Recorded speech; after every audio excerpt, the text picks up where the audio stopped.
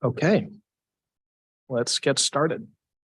Welcome everybody to the July 5th meeting of the Burlingame City Council.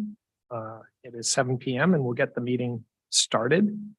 Welcoming also one and perhaps two of our council members who are participating remotely, Councilmember Peter Stevenson, and trying her very best, Vice Mayor Donna Colson, who's having some serious technology problems. So, but with that, we will do the Pledge of Allegiance, and I just can't pass up a man in uniform. Chief Bruce Barron, Fire Chief Bruce Barron, will you lead us in the pledge, please?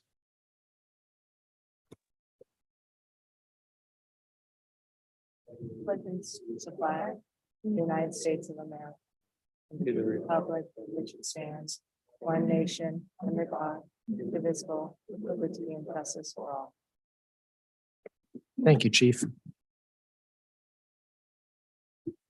Madam City Clerk, if we could do the roll call. Councilmember Stevenson, Present. Councilmember Ortiz, Here.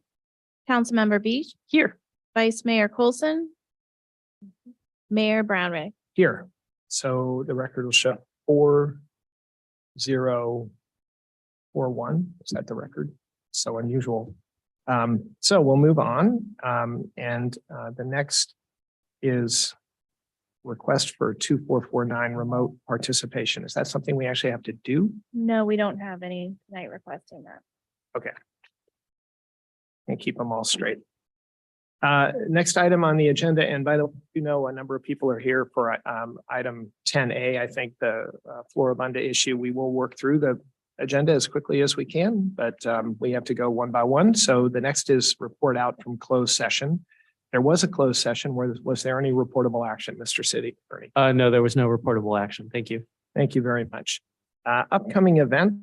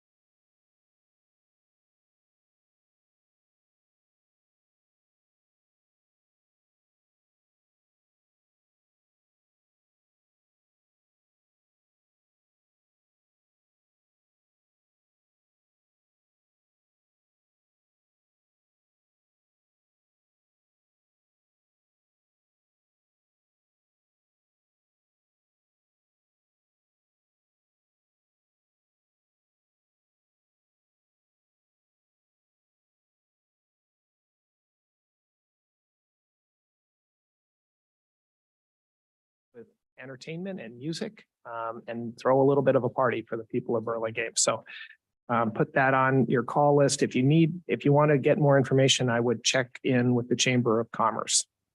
And then on our library side, this July 8th, Saturday from 10 to noon, there's a plant fair where you can bring a plant, take a plant, learn about herbs and how to have a greener garden and better food.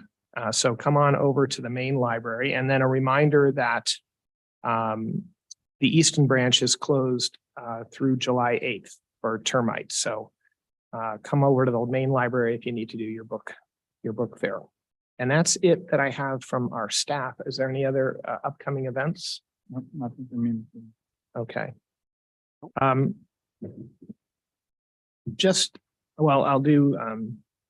I'll do this disclosure of SB 1439. Thanks, Mr. Mayor. Just stating for the record, there's a new law on the books in Sacramento. Donations, any campaign donations that we could have received of greater than $250 that could cause a conflict with something on the agenda have to be disclosed. I verified my reports and the agenda, and I am not aware of any conflict. If anybody in the public is, please let the city clerk know. Thank you. And just before we get started on presentations, all three of which are very interesting, I did want to share with colleagues, and I decided to do it here at the front end of the meeting when the audience is here too, that about a week ago, I, wearing my private sector hat, was attending a party thrown by a very large financial institution. And they hosted it at Stella, so right on Burlingame Avenue. And I have to say, there were a lot of heavy hitters from throughout California and actually around the country and even from Canada. And they all descended on Stella. And inevitably, they turned to me and said, "You're the mayor. This place is rocking. We had no idea. This is great. We love."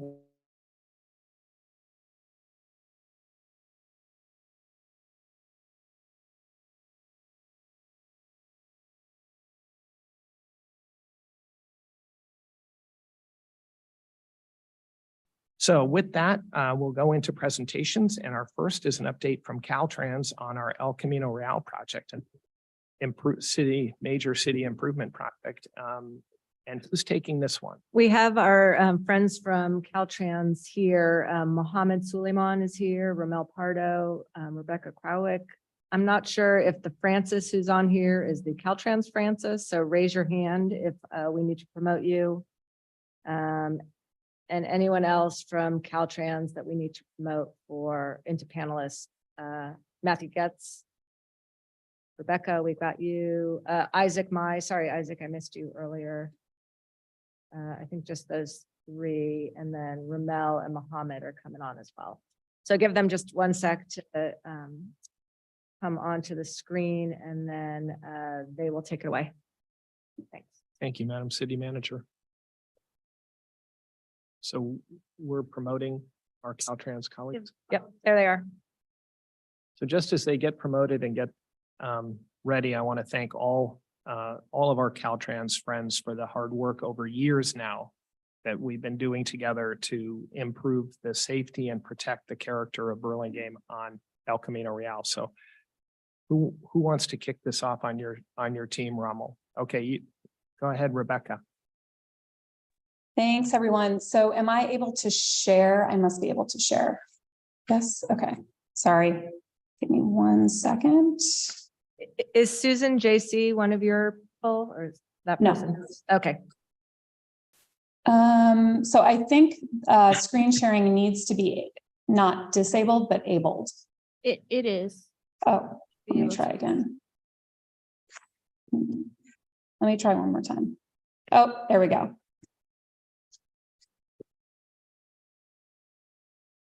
Okay, hopefully you are seeing my screen. Yep. I'm going to put it in presenter mode, so let me know if anything happens that you don't expect.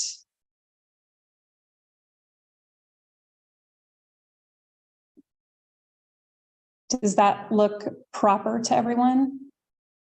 Yes. Yep. Okay, great. So thank you all so much for having us and for inviting us to participate in this meeting. We're really pleased to be here, and as Mayor Brownrigg said, we've been through a lot together, and it's great to see so many friendly faces. This has been quite a journey. It seems like every milestone is a journey, but you've been with us. Sorry, Rebecca, you're but it's blinking on and off the actual presentation. I don't know if that's a problem on our end or your end. It's not doing that on my end. Maybe I'll just go ahead and try to advance the slides maybe and see if that helps. Is it blinking right now? Yeah, it's black, the screen. Oh, Screen it's just black. keeps going on.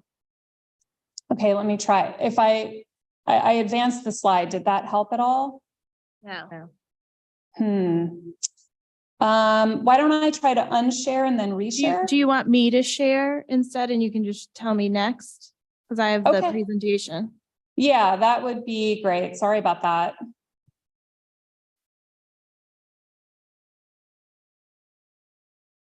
Give us just 1 sec. No problem. Should we be promoting Francis? For panelists and questions, yes, eventually. She does not have any slides, but that'd be great. Thanks for being ready with the presentation. So again, just thanks for having us, and we're really excited to provide this update. You're going to hear some good information tonight, and we're really looking forward to answering your questions at the end. And we can advance the slides. So tonight you're going to hear from me, Rebecca Krawick. I'm in charge of stakeholder and public outreach on this project. You'll also hear from Ramel Pardo, who's the senior project manager, Matthew Getz, our district land surveyor on this project, and Isaac Mai, our project engineer.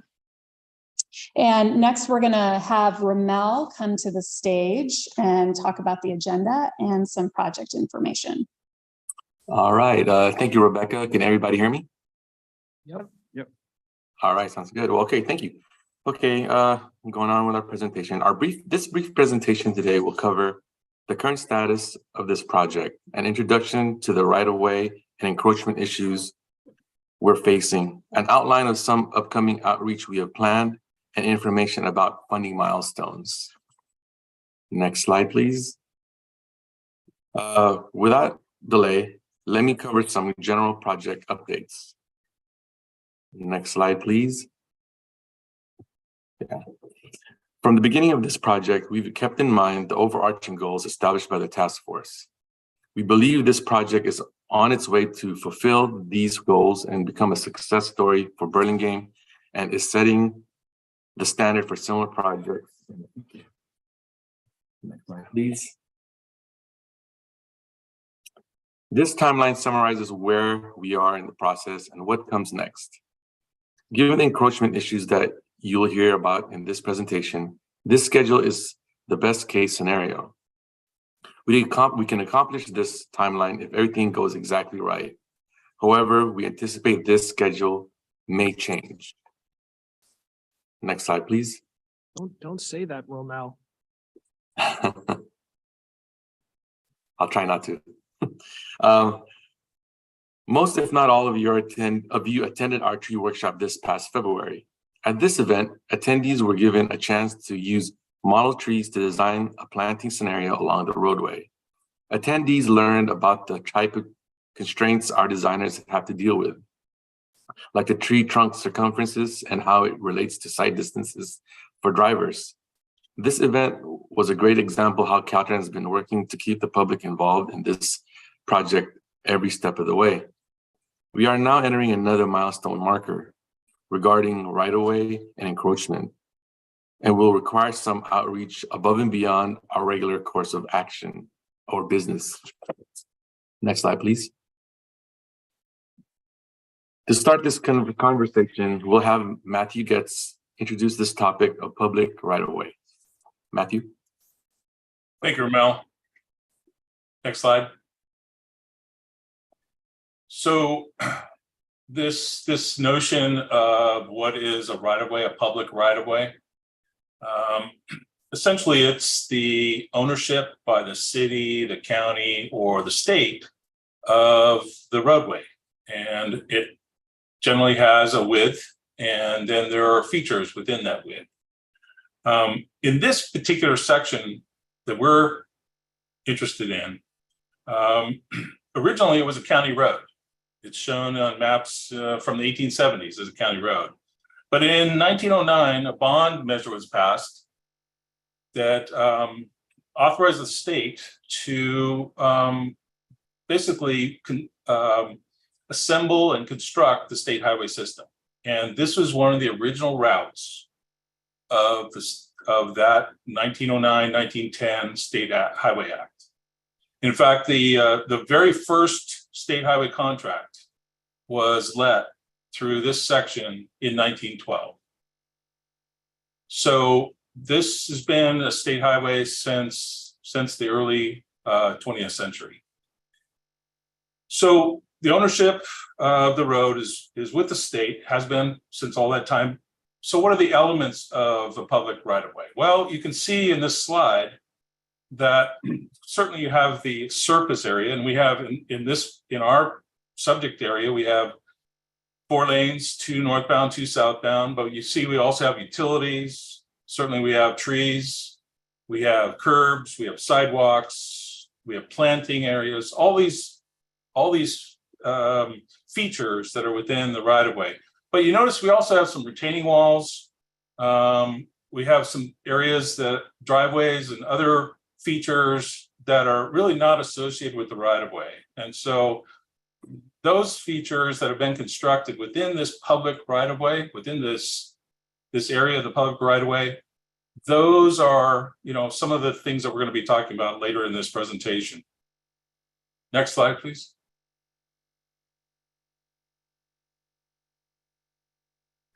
So I'm the district land surveyor. I have a team that works with me. And so we have worked with this and focused on this particular section of the highway in depth. I have a senior transportation surveyor licensed. I have other very competent professional licensed surveyors that are working on his team. All three of them who have been focusing on this area have used the methods that are outlined, the information that's outlined on this slide to determine where the boundaries of the state right-of-way are through this corridor. So they began by researching existing documents. There could be maps, the statutes. I referred to the 1909 bond measure and the 1910 State Highways Act, but there's been others since then. So they look at maps that are of record, they look at the statutes, they look at recorded documents like deeds and subdivision maps and things like that. We also collect field evidence. Our field units, in concert with the surveyors that I mentioned, go out and measure property boundary monuments and other data. And they take all of that compendium and they analyze it as a whole and have rendered the location of the state right-of-way based on all that evidence, all that information, including, I should add, aerial mapping of topographic features. So what's a topographic feature? A topographic feature is just a physical feature that's in the field. It could be a driveway, it could be a curb, it could be a tree. It's a physical feature in the field. All of that is mapped and included in this superset of data that we look at to figure out where to ascertain where the appropriate boundary of the state right-of-way is. On top of that, we've done additional verification in the field. We've gone out and actually gone to areas on adjoining blocks and collected additional data to verify the conclusions that we reached to make sure that it's all consistent. And we're very confident in that. So once all that's done, and now it's done, we provide that to the Caltrans design team. So then they take it from there and then they determine what the effect will be with respect to this project. So with that, I'm going to pass it along to Isaac to talk about the design effort.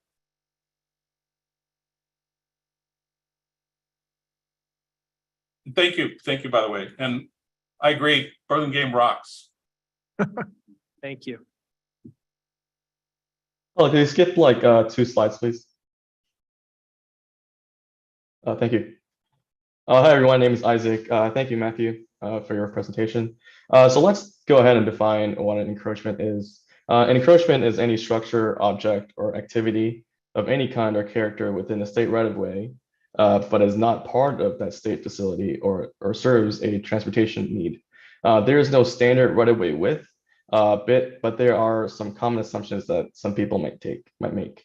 Over time, property owners likely made assumptions about where their property boundaries were, and they moved forward with their projects, leading to unknowing encroachment. So the way we calculated the depth of the encroachment was by subtracting the distance between the flow line. As you can see on the graphic, that is the blue dashed line. This is the line between where the curb and the face of the curb and the gutter meet. We subtracted the distance between the flow line and the back of sidewalk from the distance between the flow line and the right of way, which is the orange dashed line that we see in the back. The back of sidewalk is the side of the sidewalk that is on the other side of the roadway, and that's the first orange dash line that we see in the front. On El Camino, the encroachments that we have calculated vary between 0 feet to 10 feet. Next slide, please. Unlike some of the more other typical roadways, the El Camino public right-of-way includes planting areas such with state-owned trees. The trees are now intermixed with encroachment in some areas. These, like Matthew said, some of these features include retaining walls and planting areas, and these features are now amongst the trees now. Next slide, please. Here are some of the categories that we decided to split the encroachments. So the properties, we categorize them into low, medium, and high severity. So low severity would be less than 2 feet, medium severity would be 2 to 5 feet, and high severity would be anything more than 5 feet. For example, so high severity might include some fixed features such as stairs or retaining walls or severely sloping driveways. Medium severity encroachments might include like fences, for example. Next slide, please. So to discuss more about some of the encroachments that may occur within our project limits, some of the encroachments may include parking, landscaping, irrigation, fences, mailboxes, patios, retaining walls, driveways, and stairs. And of course, it's not limited to these, but it may include anything that's listed on the slide right here. Next slide, please. With our calculations and our analysis, we have determined that there are about 214 instances of encroachment identified throughout Burlingame and San Mateo, with approximately 150 in Burlingame and 50 in San Mateo. Approximately 34% of these instances are low severity, 28% are medium severity, and 38% are high severity. Caltrans, we also have a map and with addresses discussing and showing all the severities levels within the project limits. So I'll now hand it off to Romel to talk about the upcoming funding milestones. Just if I may, just before we go, Romel, to you, for a lot of us have been involved in this for years at this point, but I'm always mindful that in any public hearing, there may be people hearing things for the first time. And so I just want to clarify to anybody who might be hearing this for the first time that for one, when we say state right of way, what another way of saying that is public land. In other words, the public owns that land. It's not privately held. So we're only talking about recovering land that the public owns. I think that's always important to clarify. And second, I think it's important to clarify that in this particular case, we are not talking about widening El Camino for traffic for cars. We are keeping the travel lanes more or less identically the same. But we do want healthier planting strips for trees and better sidewalks for pedestrians and people in strollers and wheelchairs and so forth.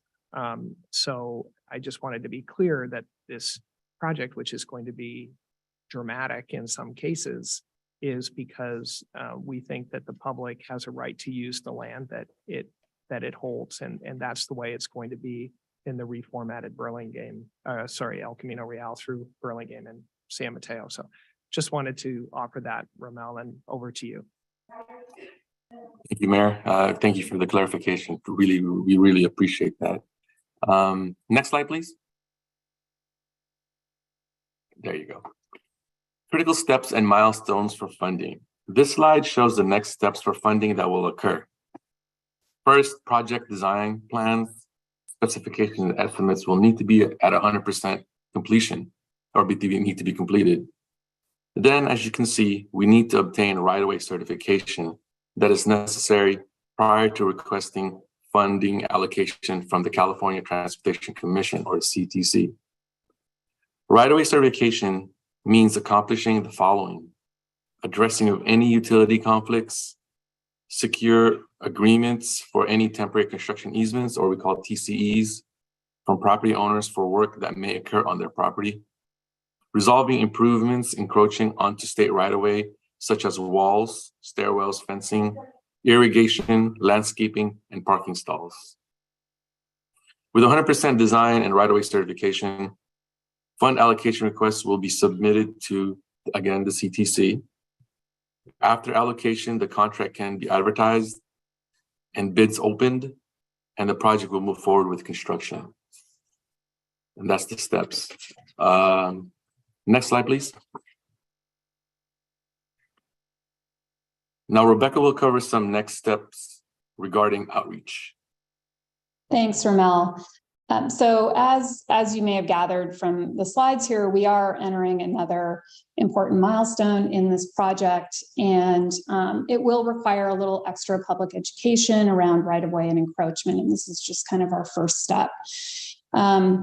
You heard Isaac mention that there's more than 200 instances of encroachment along El Camino, and the owners of these encroaching properties will be part of some special meetings, probably at least one, if not two. And these meetings will take those opportunities to explain the right-of-way process and provide more information about impacts to properties and treat them like workshops, more or less, with these landowners. We also plan to have a booth at Burlingame on the Avenue. We're very excited to join that event. And at this event, we hope to get some additional ideas from the public for the time capsule that we're planning around this project. We also want to get some ideas about where the custom benches that are going to be made from the removed trees or from wood from removed trees, where those benches should be placed, and also what should be included in the history walk. Finally, in September, we're hoping kind of in the middle of the month, we plan to reveal 3D renderings of the roadway design. So that should be an exciting moment for sure. And I believe that concludes our informational slides. And if we'd like to thank you again for giving us this spot on your agenda and taking the time to listen to us. And we invite any and all questions. Thank you very much, Rebecca, for that overview, and to the Caltrans team. Colleagues, are there any questions for Caltrans? Yes, Councilmember Ortiz. Thank you, Mr. Mayor. I'm just reading this, that there's 83 properties where the encroachment is more than 5 feet, and that just kind of makes me a little nervous. When you're talking about encroachment, that has to mean that there's some sort of improvement on those within those 5 feet. So what kind of things are we seeing, and what's the plan to, what do we do about it? We just go back and ask them to tear it up. Could you guys go through that process a little bit?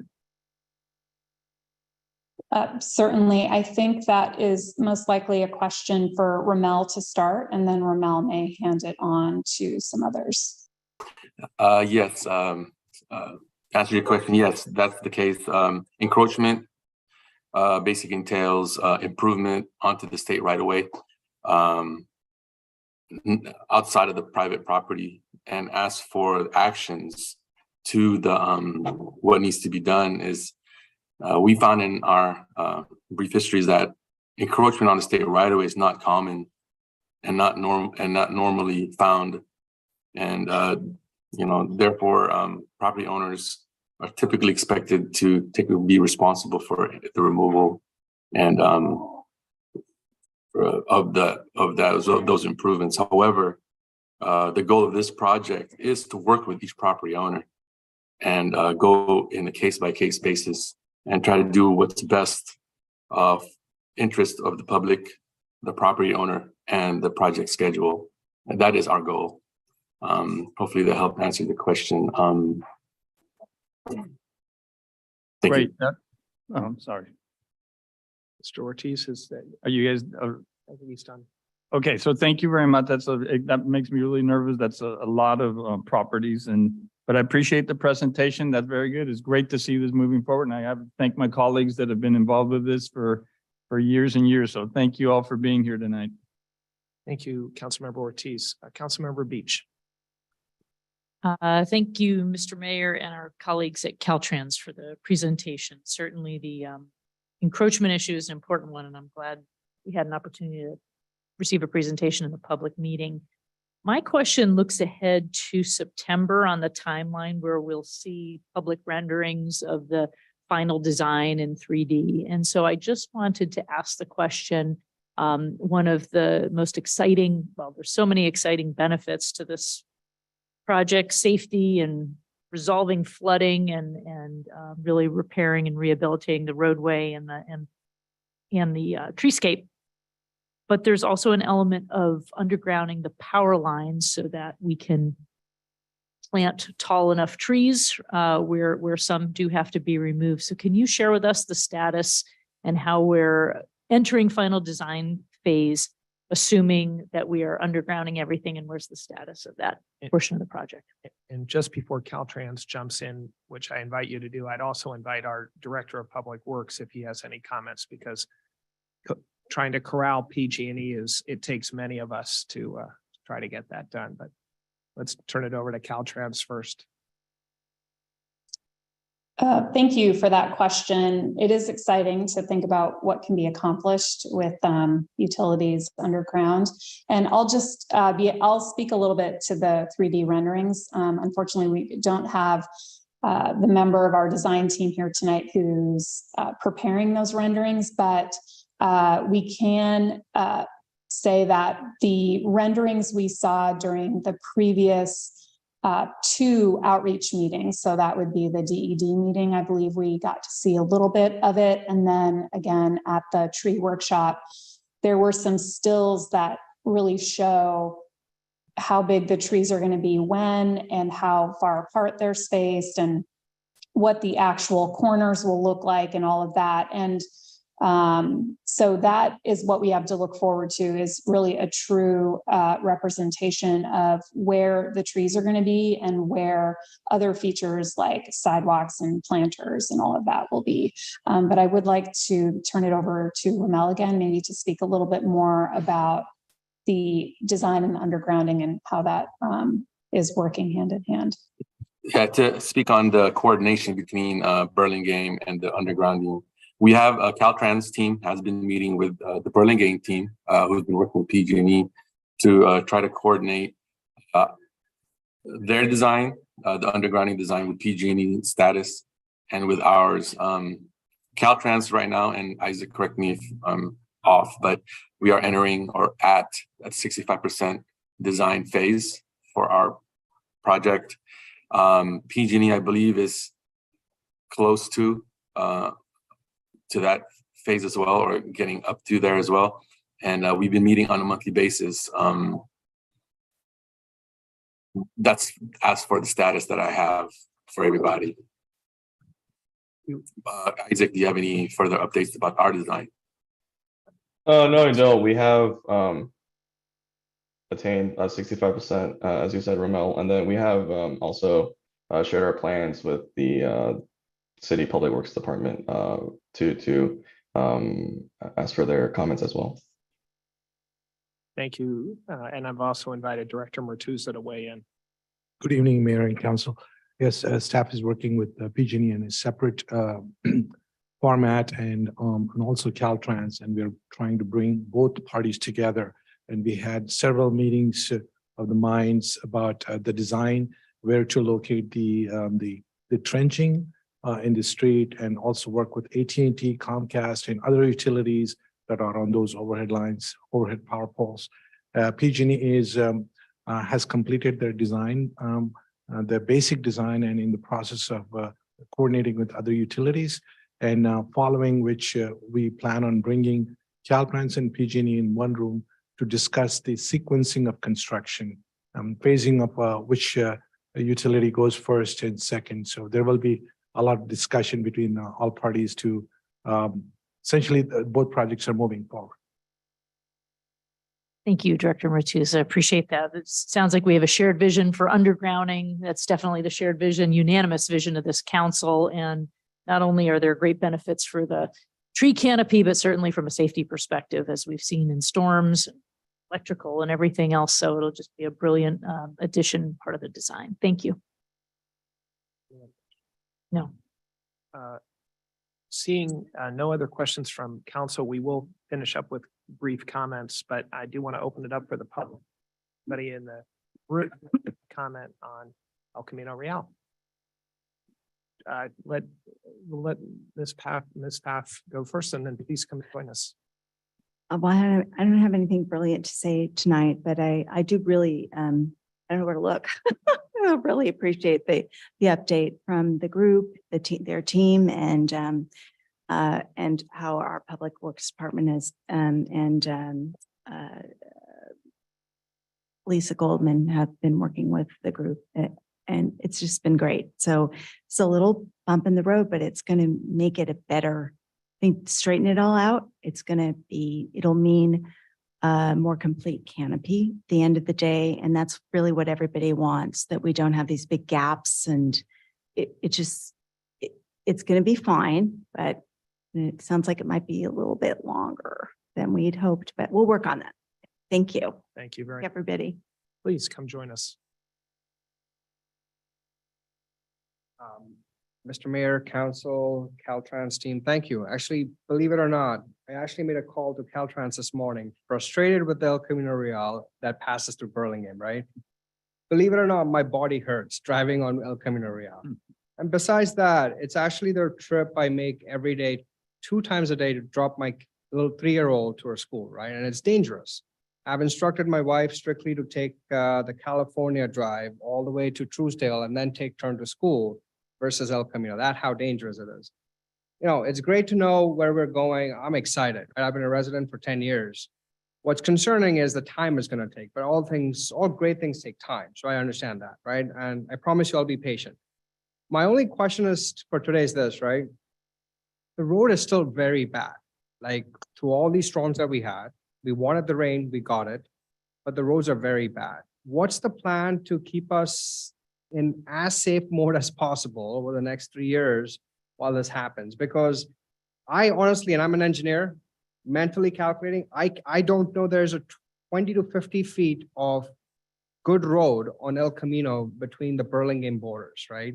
I think Truesdale is where I get happy, and then Poplar is where I get happy on the south end. In between, I'm like, please, like, just lift me up in the air, get me home. I can't do this.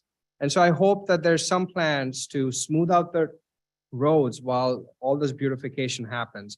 And I'm thoroughly excited about the power lines, because God knows we've lost power 8 times this last season, which never happened in my 10 years of residency here as an owner. So thank you.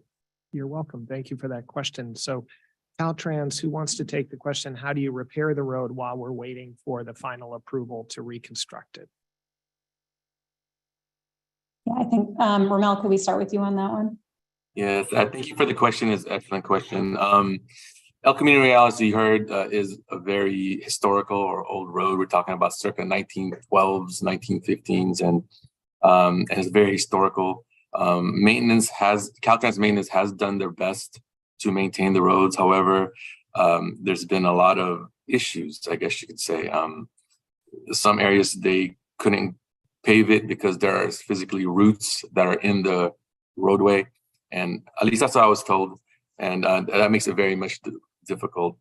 As for this, to answer your question, our project does actually intend, and it's actually primarily a roadway rehabilitation project. It's going to replace the full roadway section, not just the top. And that would give a very permanent and stout roadway moving on in the future. Any other superficial paving on top will basically just be a Band-Aid over a very big wound. And we don't know how much of that will last. But yeah, to answer your question, this job, I know we're talking about trees, sidewalks, and canopies, which is all great beautification. It's very important for the community of Burlingame and everybody along it. But this job, believe it or not, is primarily a roadway rehabilitation project. So you could look forward to having great smooth roads going down the road, I guess you could say, in the future. So thank you. Thank you, Ramel. And we do try to work with Caltrans when there's a particularly bad pothole or something that emerges after a storm. So we are all prepared to patch, but Ramel's point is right, which is we've just got to rebuild it from the bottom up, and that'll be a long-lasting solution. Are there any other questions from the audience? Seeing none, I'll close Oh, I beg your pardon. Of emails. We have two hands raised, so I'll start with, I'm sorry if I mispronounced your name, Babak. Forum? Yes, hello. Yes. Given the eucalyptus tree failures in March, which badly damaged homes and property, what is the city of Burlingame and Caltrans doing to ensure the safety of Burlingame residents within the striking distance of the remaining trees? Do I need to repeat the question or did you guys hear that?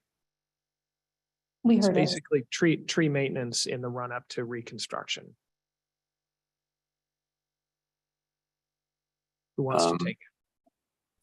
I can Yeah. give it a shot. Safety, Caltrans construction, I mean, this overall project that we were talking about is a shop job has not yet taken. We're still in design phase. However, I know Caltrans maintenance has been actively, they removed whatever trees fell and a few that were already in danger of falling since the last storm. The last update I heard is Caltrans is trying their best to work with PG&E to de-energize.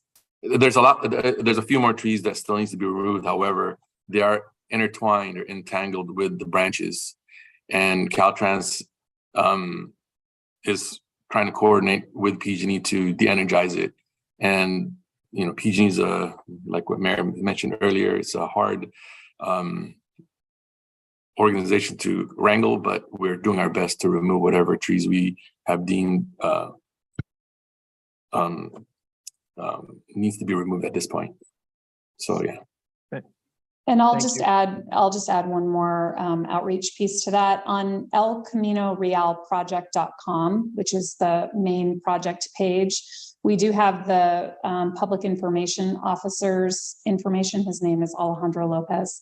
And so if there are issues, and perhaps that's who people are reaching out to already about various issues, but that page does have several ways to contact the project team in the meantime.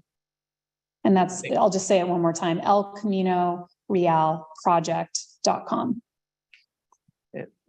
Thank you for the question. I would add that while Caltrans is responsible for the trees along El Camino Real, obviously there are a number of other big trees, and elsewhere on our agenda tonight, this council will be approving, I assume, over $2.6 million in maintenance of large eucalyptus trees in the city of Burlingame. So we are all investing in making sure that our roads and houses are as safe as possible. Is it clear? Our next is Susan. You want to go ahead and unmute yourself? Hi there. Thanks for letting me come on and speak. I just want to say I have noticed on El Camino that there's they fill a lot of the potholes immediately. And I just want to say thank you for that. I think the last person who spoke really addressed the same question that I have in terms of removal of the trees. And now that you mentioned the fact that you got to take out the electricity and work with PG&E, it actually adds more sense to why it's such a slow process. So I guess my question would be, what is the likelihood of this coordination between Caltrans and PG&E to remove the trees that are unstable before the next winter storms? Is it likely that the trees that have been marked for removal will be done prior to the next winter season, which is probably about 6-7 months away? If I may take the liberty of inviting our city arborist to join us, would you be so kind, Mr. Holtz, in talking about thinking through the plans for the next winter? Is that unfair to put you on? I think she's just referring to the Caltrans owned trees. Only the And Caltrans. so Rich wouldn't have insight on what's going on with the Caltrans. No, that's true. Was it? Okay. Yep. All right. Back to you, Caltrans. More about the trees. If I would jump back in there, it's I know it's an ongoing process. I need that it's a maintenance, Caltrans maintenance effort that they're heading. I'll need to get back to them about the timeline. I know they've been actively coordinating with PG&E to try to de-energize those trees that have been identified for immediate removal. I'm not aware of the status of it at this point in time because it's out of my wheelhouse, you could say, but I could definitely follow up and give it back to you, Mayor. That would be great, and we can provide that information in e-news. Just to underline a point to both of the last two callers, in case it wasn't clear, when the trees are on the west side of the street and therefore in conflict with PG&E's power lines, Caltrans has to be extremely careful about any tree work. And that's why the cooperation of PG&E is required and is sometimes slows the work down. But I do know, because we all drive on El Camino, that Caltrans has been doing a lot of maintenance work. I suspect there's more to come, but yeah, I know you guys have been out there working. Any other questions from the public? Yes, we have two emails as well. The first is from John Cabranian. He states, will the Caltrans El Camino Real project and the Broadway grade separation project simultaneously be at the same time for construction? No,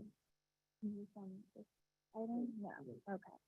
And then we have one other email from Serena. It says, I'd just like to know, when will the 3 trees in front of 836 El Camino Real be cut down? And those are our last emails and comments. Okay, so one question is the timetable for both grade separation and El Camino Real renewal. We don't have the money yet for grade separation. So until we get our full funding, we don't have a construction start time for that. So it's likely that El Camino will start first. I don't know if El Camino will be finished by the time Broadway grade separation starts. No, we don't know, but if you look at their timeline, and given where we are on the financing, it's a reasonable bet that we will be done with El Camino before grade separation really starts in earnest, I think. But hard to know. What was the second question, Madam City Clerk? It was about the timing of trees being cut down in front of a particular house. 836 El Camino Real. And I don't think our friends at Caltrans have that information.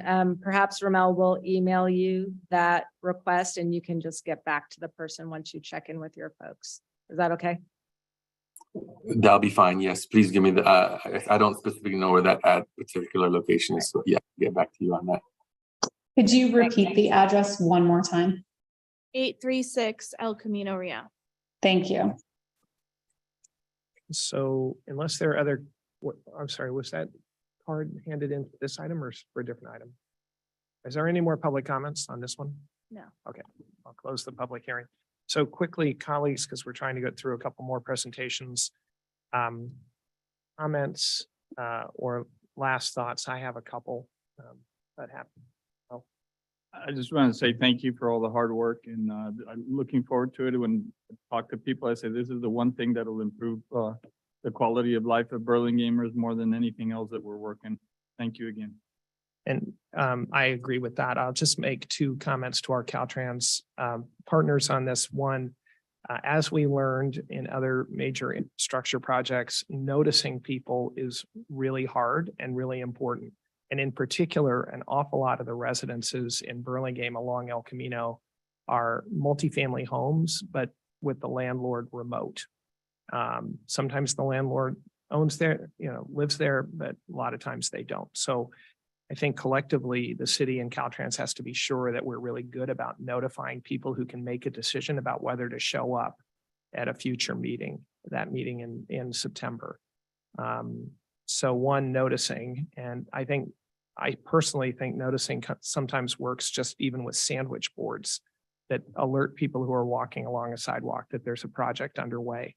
Something as simple as that can catch attention in a way that a blue note in the mailbox just gets pitched into recycling.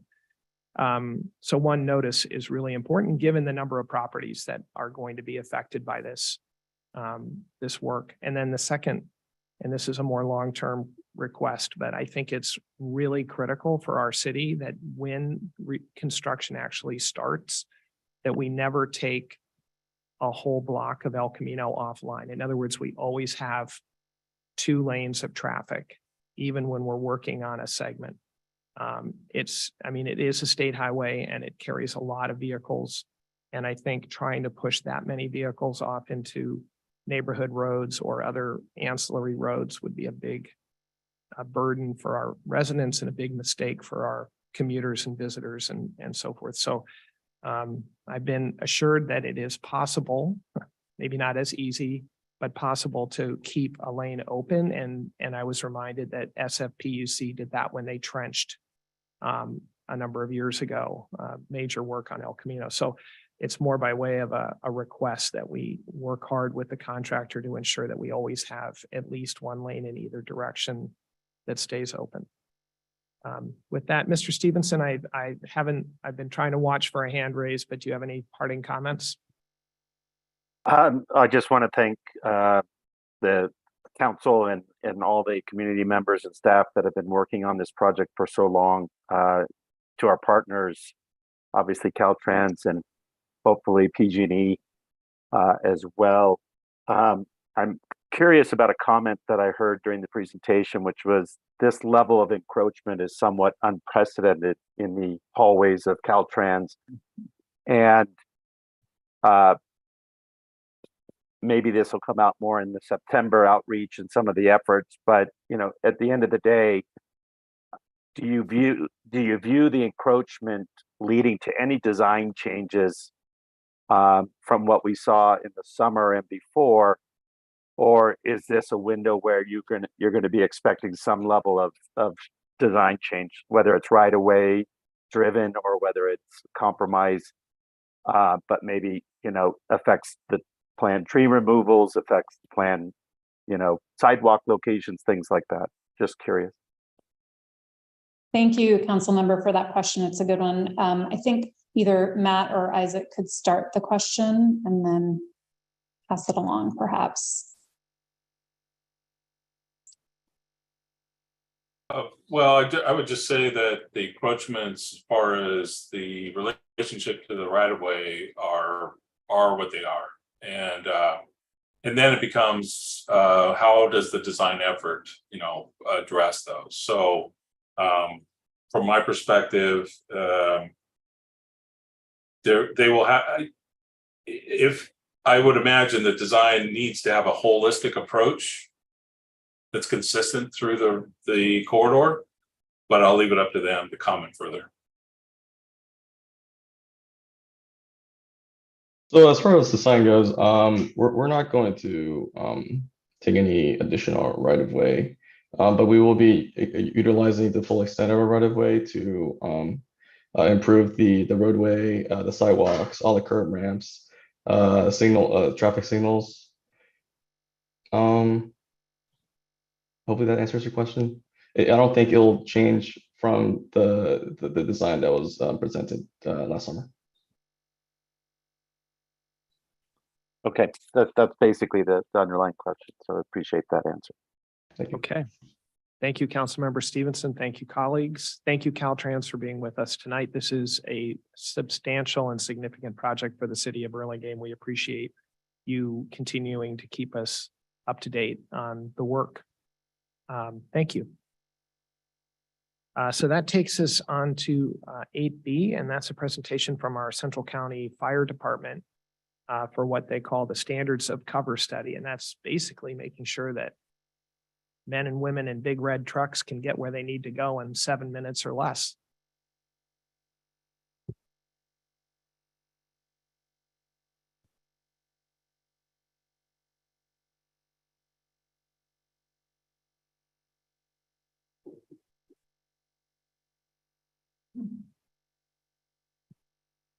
All right.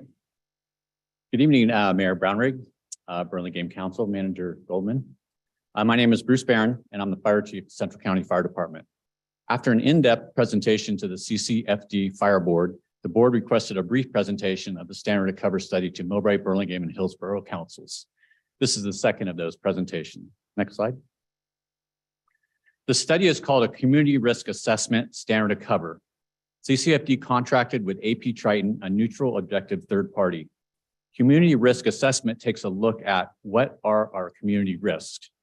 Then based on those risks, standard of cover is how we address them with staffing, station locations, special equipment, codes, etc. AP Triton was a team of 6. They followed state and national best practices, referred a lot to the National Fire Protection Association recommendations or the NFPA, Insurance Service Office or the ISO. This is the insurance rating industry. Ultimately, this report is to help Central County Fire Department take a look at where we are today and how we can plan future service delivery improvements. Next slide. Process. Thanks, Megan. The process involves Central County staff and others providing large amount of data that was analyzed. Then based on that analysis, the AP Triton team identified factors and presented the report to give readers a background of Central County, what our specific risks are, our performance, and the opportunities for improvement. A significant part of the project was on-site visits. 2 of AP Triton's team conducted a site visit, inspected all fire stations, administrative offices, and apparatus. And as part of that on-site visit, they interviewed stakeholders, citizens, firefighters, captains, chiefs, fire staff, elected officials, city staff, some citizens. And this report ended at 187 pages, and each of you was provided an electronic copy of that report.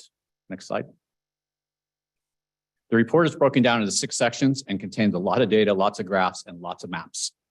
In this presentation tonight, I wanted to summarize and give highlights of each section that help back up the recommendations, and feel free to ask questions at any time as we walk through the report. Next slide. Section 1, overview of the Central County Fire Department. Next slide. Our community serves a population of 65,000 and occupies 15 square miles. We also provide advanced life support, emergency medical service with paramedics. Over half, 64% of our firefighters are paramedic. That's important as Central County works to provide paramedics on every apparatus on every call. Not all communities can do that, and that's exceptional service for our public. Our ISO rating is 2. This is the rating that insurance companies use for rating premiums. The lower the number, the better. This is a significant accomplishment. Next slide. This map shows Central County Fire Department jurisdictional boundaries. Each of the 3 cities, Millbrae in red, Burlingame in blue, Hillsborough in green, each have 2 fire stations in their geographic boundaries with administration office in Burlingame. Stations are evenly spread out throughout the jurisdiction. Next slide. This is our current CCFD organizational structure, headed by a board of directors, oversight by a chief administrative officer, and managed by the fire chief. Within CCFD, we have 3 branches: administrative services, fire prevention, and operations, and each of the 3 branches have staff and programs underneath. The largest branch is operations. It has 3 shifts, A, B, and C shift, 4 battalion chiefs, 6 engines, 1 truck for 3 shifts, plus training and fleet mechanics. Overall, looks very good for a department this size. Next slide. Central County daily staffing model is a minimum of 22 on duty per 24-hour shift, 7 apparatus, 6 engines, 1 truck, and 6 fire stations plus 1 battalion chief. One of our stations, Station 34 in Burlingame, has dual companies, an engine and a truck company, and dual companies are a huge benefit when your ability to attain them, because if one rig's out on a call, you have another backup rig if they're both not on the same call. Next slide. There we go. Central County shifts are 48 hours on, 96 hours off, consistent in our area. This schedule allows firefighters to commute from farther away due to housing costs in the Bay Area. Our staffing is 3 minimum on each engine and 3 minimum on our truck. It is noted in NFPA 1710, staffing recommends 4 firefighters minimum on each apparatus. It's a best practice standard based on factors including safety, efficiency, fireground task, and others. Even though it's a recommendation, most departments in our region, in fact, this county, staff engines with 3 and ladder trucks with 4 to meet those NFPA recommendations. One of NFPA's statistics is staffing comparisons throughout the nation. So for comparison person, NFPA looks at how many total firefighters per 1,000 residents you have. Regional or the West Coast, the median is 1.0 firefighters per 1,000. The median national average is 1.28. A local comparison, Central County is 1.06, San Bruno is 0.72, San Mateo is 0.75. CCFD is slightly higher than the regional average and slightly below the national average. Next slide. All the San Mateo County Fire Departments, including CAL FIRE, run on automatic aid. You can see the map above. Those are all the fire stations in the county. All automatic aid is delivered utilizing AVL, automatic vehicle location technology. Simply stated, closest company is dispatched. Central County mostly gives and receives aid from San Bruno, 2 stations to the north of us, and San Mateo Consolidated, 9 stations to the south. People always ask, do we give more or less? It all works out in the end. We give more to the south, but receive more from the north, and it just kind of works that way. So pretty even. Next slide. As I noted, AP Triton conducted inspections of all 6 fire stations plus the administrative building, looking for items that general modern day fire stations would have. Following best practices, as is essential to have adequate facilities to carry out fire department mission, sprinkler systems, seismic standards, exercise areas outside the apparatus bay, separate sleeping quarters, restroom facilities, ages facility, etc. Each facility was rated, and AP Triton inspected and verified those ratings. Using a 4-point rating system, they found that out of 7 facilities, 4 were found to be in fair and 3 were found to be in poor overall condition. This is common and a challenge with JPAs when multiple cities own facilities and one department operates out of them. Planning and financial upgrade is very challenging. Next slide. These are 3 of our stations. Station 35 upper left in Burlingame, Station 36 admin in Burlingame, and then Station 37 in the bottom in Millray. All 3 of these were rated in poor condition for various different reasons. The other 4 stations not pictured are rated overall fair. Next slide. You're way ahead of me. Thanks, Megan. Here's the inventory of Central County's frontline apparatus. Most Pierce with a few specialty apparatus. Apparatus mostly in excellent condition and good based on a rating of 1 to 4. Truck 34 is rated as excellent because it's brand new. It just went into service. On a note, engine 33 in poor condition and the replacement is on order. And just for your information, presently a fire engine is over 2 years out from the date of order and a truck is 3 years out for the date of order.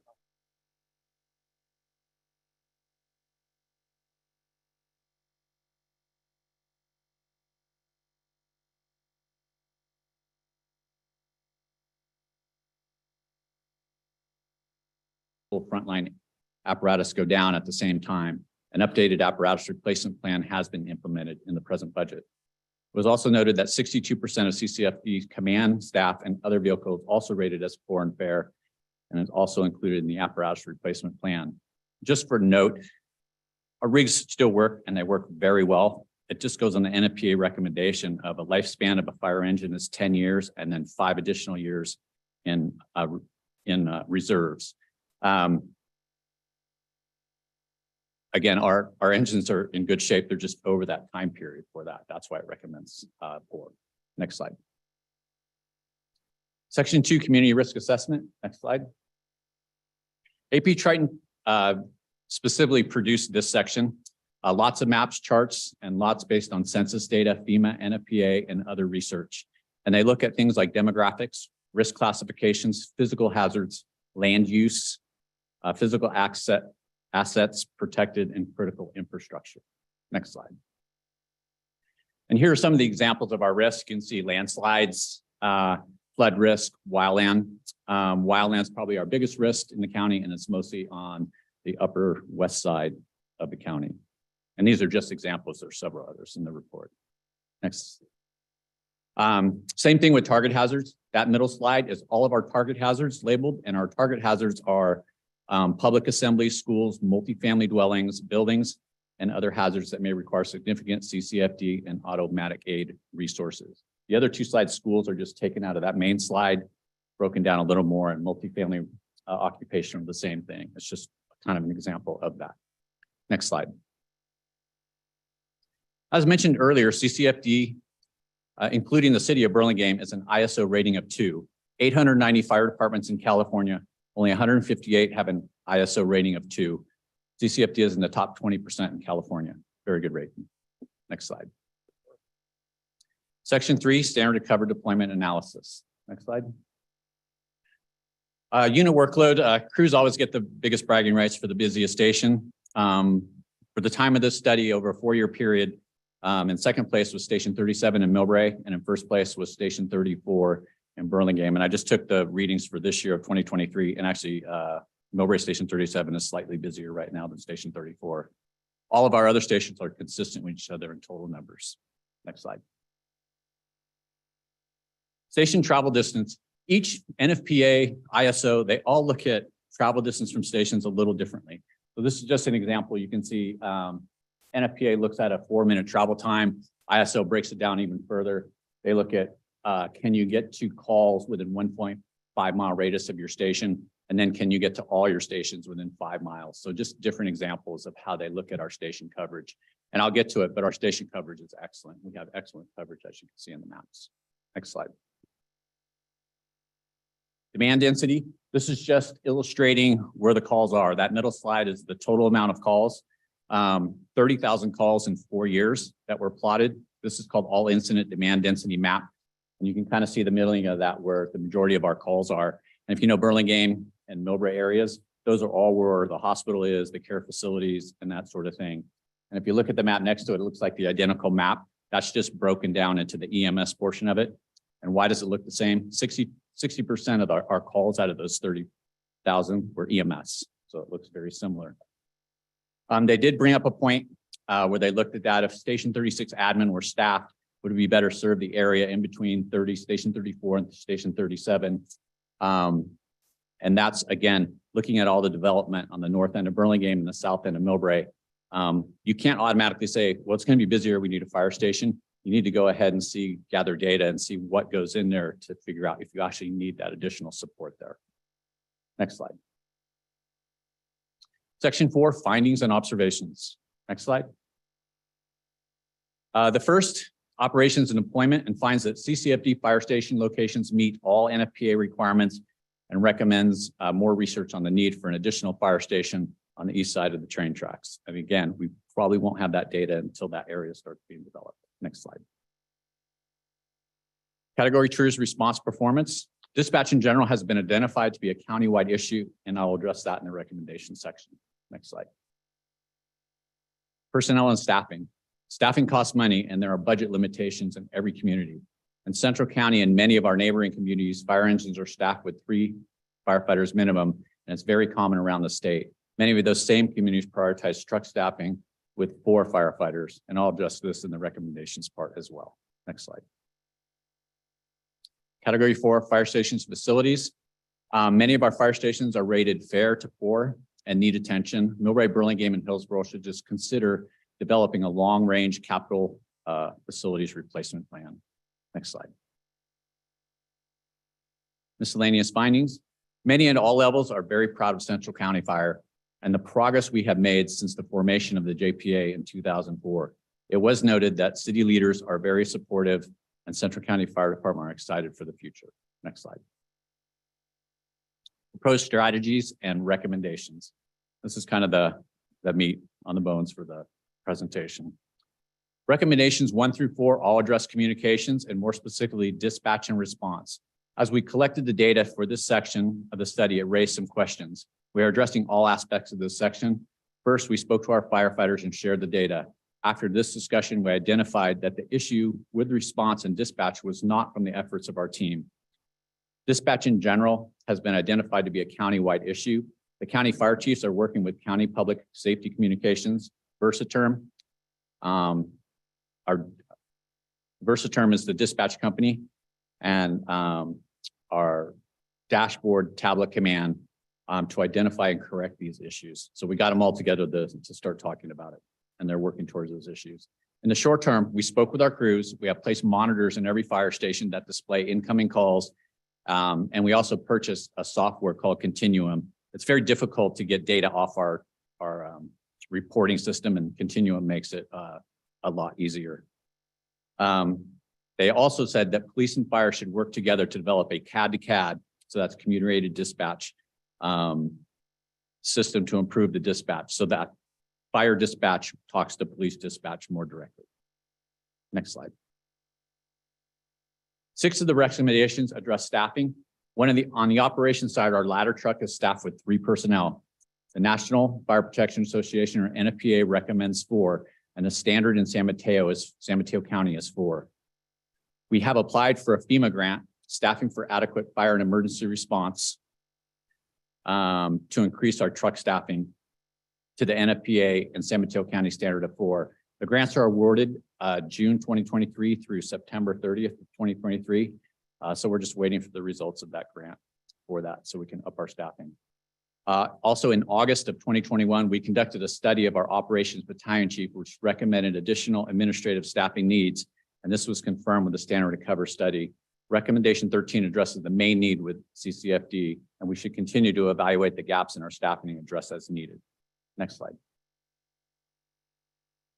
4 of the recommendations pertain to facility, and I'm just going to concentrate on one of those. Recommendation 7 kind of sums it up, and that's for each of our cities to consider developing a long-term capital replacement fund for the fire stations. Next slide. 3 of the recommendations are future planning, and recommendation 20 summarizes that next steps. And the main focus should be to develop a strategic plan and master plan for Central County Fire Department. This would include department staffing as well. Next slide. All 3 of these recommendations have been included in upcoming budget. We have increased our apparatus replacement fund to go ahead and take up the replacement of those apparatus, and just be aware that apparatus they've gone up 20% in the last year and a half, and an average engine, and I just talked to, I believe it was Woodside, paid 1.1 for a fire engine. Wow. Our last engine was 750,000. So costs are going up there. The other recommendation is we're contributing more to our capital reserve fund. Again, everything's going up, so we want to go ahead and get some money in the bank so we're able to cover those costs in the future. And the other one, thank you, Megan, for the help on this one. We've actually budgeted for implementing a digital record system to get rid of some of our file cabinets and go electronic. Next slide. Recommendation 21, develop and update standard operating guidelines. The formation of our training division this last year, that was their first assignment. And it's not something they're going to do overnight. It's something that's going to be done over time, but they're working on that diligently right now. Next slide. That concludes the presentation. I know it's a little shorter than the fire board presentation, but I will open it up to any questions you may have. Thank you very much, Chief. Really appreciate the thoroughness.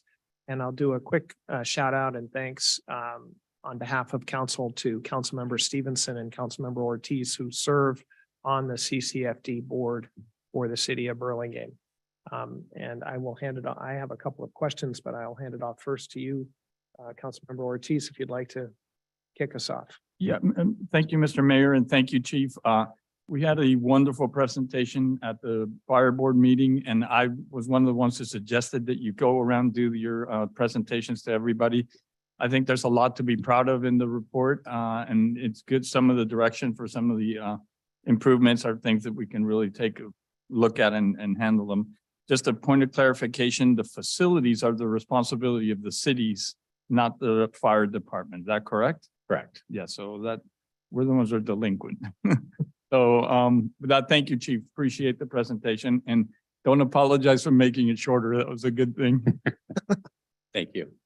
Councilmember Stevenson, do you want to add anything, or else we can go to questions?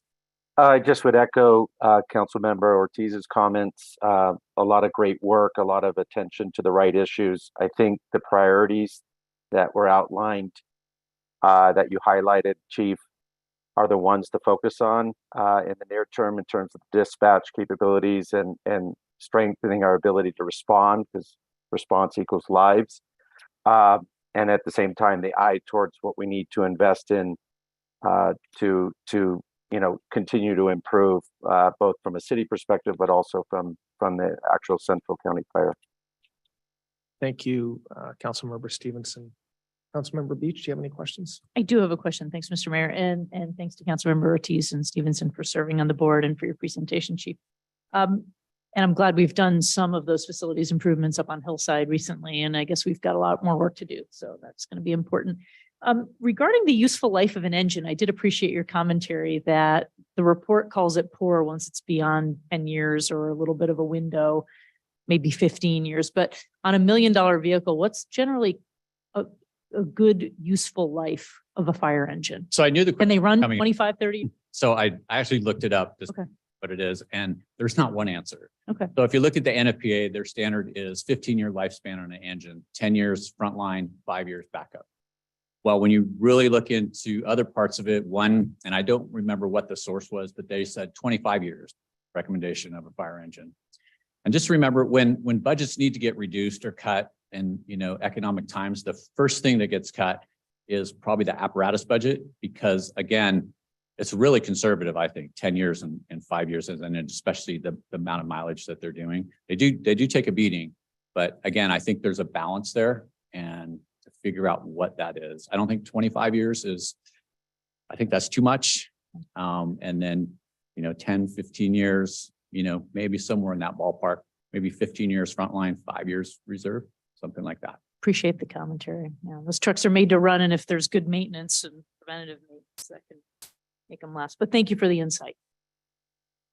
Thank you, Chief. I have just a couple of questions and a comment. One, as I understand standards of cover, it's trying to make sure that as the cities grow, we know that we'll still be able to provide great service. So I just want to confirm that this report, which we don't do very often, maybe once a decade, is that right? So Some recommend that departments do these studies every 5 years. After doing this study, I think that's a little overkill. But maybe you're right, about every 10 years. So maybe Go ahead and do that study, and definitely needs to figure out with a strategic plan after that. So I just want to be sure that the conclusion, at least of this report, is that, we're adding 4 million square feet over on the bay side of commercial space. We're adding over the next 5 years, we'll add several thousand additional housing units on Rollins Road.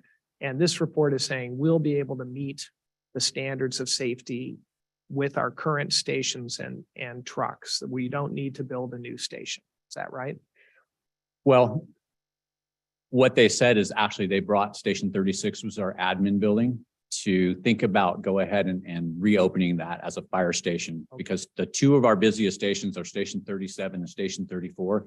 Station 36 is on the east side of the tracks, and it could take up a lot of slack from those two stations, which are pretty busy. So I think that's something this council and the other council should think about doing as this development proceeds, about looking at That's good to know. looking at the data and see if we should open that station. That's good to know. And kind of a related question is, did the report comment on Broadway being a choke point in our current service? Is it a risk? Is the fact that we have at-grade crossing, is that a risk? I've read through the report a couple times, and I don't recall any specifics on that Broadway corridor. Okay. Because we did talk to them about the grade separation and that kind of thing, and I don't think they really addressed that in this report. I would welcome them if they can do a PS, and I know consultants, once they've been paid, they're on to the next project, but I would welcome a PS for them to think about Broadway as it is today, because I think it could be another argument for the feds to help fund this project. And if those guys were sort of saying, well, eventually you'll have grade separation and then it won't be an issue, we may have missed an opportunity for them to give us a talking point, maybe. Anyway, just a thought. And then finally, a quick comment on the staffing of trucks. So I remember when our fire union, to their great credit, looked at this hard question when we were in a particularly dire budget situation. I think it was probably 2008-9, and agreed that putting 3 people on a truck was sufficient. Maybe not perfect, but sufficient. And that's a big deal from a budget point of view. And given that a very high percentage of our calls are EMS, not structural fires, where I would imagine the 4th person in an EMS call doesn't really matter, I personally would lean into keeping it at 3 if we can. I mean, I concede the authority to our board members and the expertise, but it made a big difference to us back in the day when that change was made. So I remember that. On the staffing on the truck, 3 versus 4, it just changed your operations of how you operate. I served as truck captain for 5 years, and I did part of it with 4 and part of it with 3. And I did about half the amount of work with 3 and double the amount of work with 4. It's just because how you can conquer and divide your team up. So I don't disagree with that, but I think we should really see when this grant comes up, and if we do get the grant, I think we should consider utilizing that grant and going to 4. And then the grant's it pays for your staffing for 3 years. So It's really hard to get rid of things once you've got them. Just be careful what you wish for. Thank you, Chief. Let me open it up to the public. Anybody else like to speak to our Central County Fire Department? Seeing none, is there anybody online? I have no emails and no one with their hand raised. Okay. Chief, thank you very much for being here tonight. We know you have an interest. Thank you. Thank you, Mayor. That takes us on to item C, which is an update on the California Drive Bike Lanes project. And we'll invite Director Martusa here for an update. Good evening, Mr. Mayor and Council. I'll provide a big picture update on California Drive Bicycle Project. And this presentation will focus on the 1100 block of California Drive between Broadway and Carmelita and address concerns from businesses and other members of the community regarding the impacts and explain some of the trade-offs between safety and convenience and discuss options to address them. Next slide, please. Here's a project map that shows the project location from Broadway to Oak Grove on California Drive. Next slide, please. One of the questions people ask is, why are we doing this project? And that's some folks who may not be aware of it. For them, the California Drive is a high-speed corridor and is identified as one of the high injury network roadways in the county, and due to safety concerns and collisions. And there are no dedicated bike lanes south of Broadway. Bicyclists and motorists share the roadway, and it does present safety hazard. This project has been identified in the city's plans, general plan, bike ped master plan. There have been a lot of input in public input as part of those efforts. Also, this project has been identified in San Mateo County bike ped master plan as part of the north-south county-wide bike network, backbone network. And also the road is getting old and it's aging and needs to be rehabilitated. Finally, if we are able to attract more bicyclists to ride on California Drive, by making it safer, it will reduce some congestion and will also reduce greenhouse gases. So there are definitely many benefits besides improving the roadway. Next slide, please. The project was, the city was awarded $800,000 in grants to undertake the project.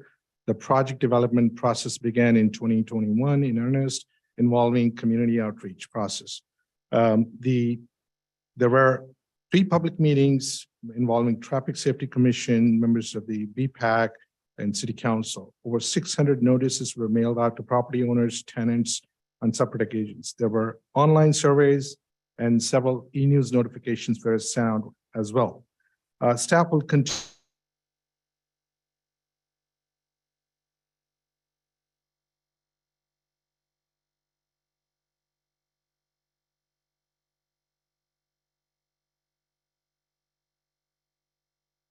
is looking into alternative ways of notifying businesses, such as the sandwich board that you mentioned earlier in the meeting, directly contacting property owners, businesses, tenants, using door hanger notices and other methods.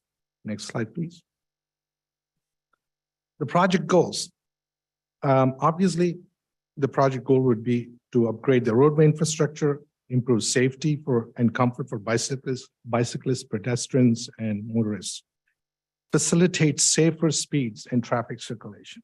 Build a bike facility that is consistent with the city's long-standing goal of having a separated bike facility along California Drive.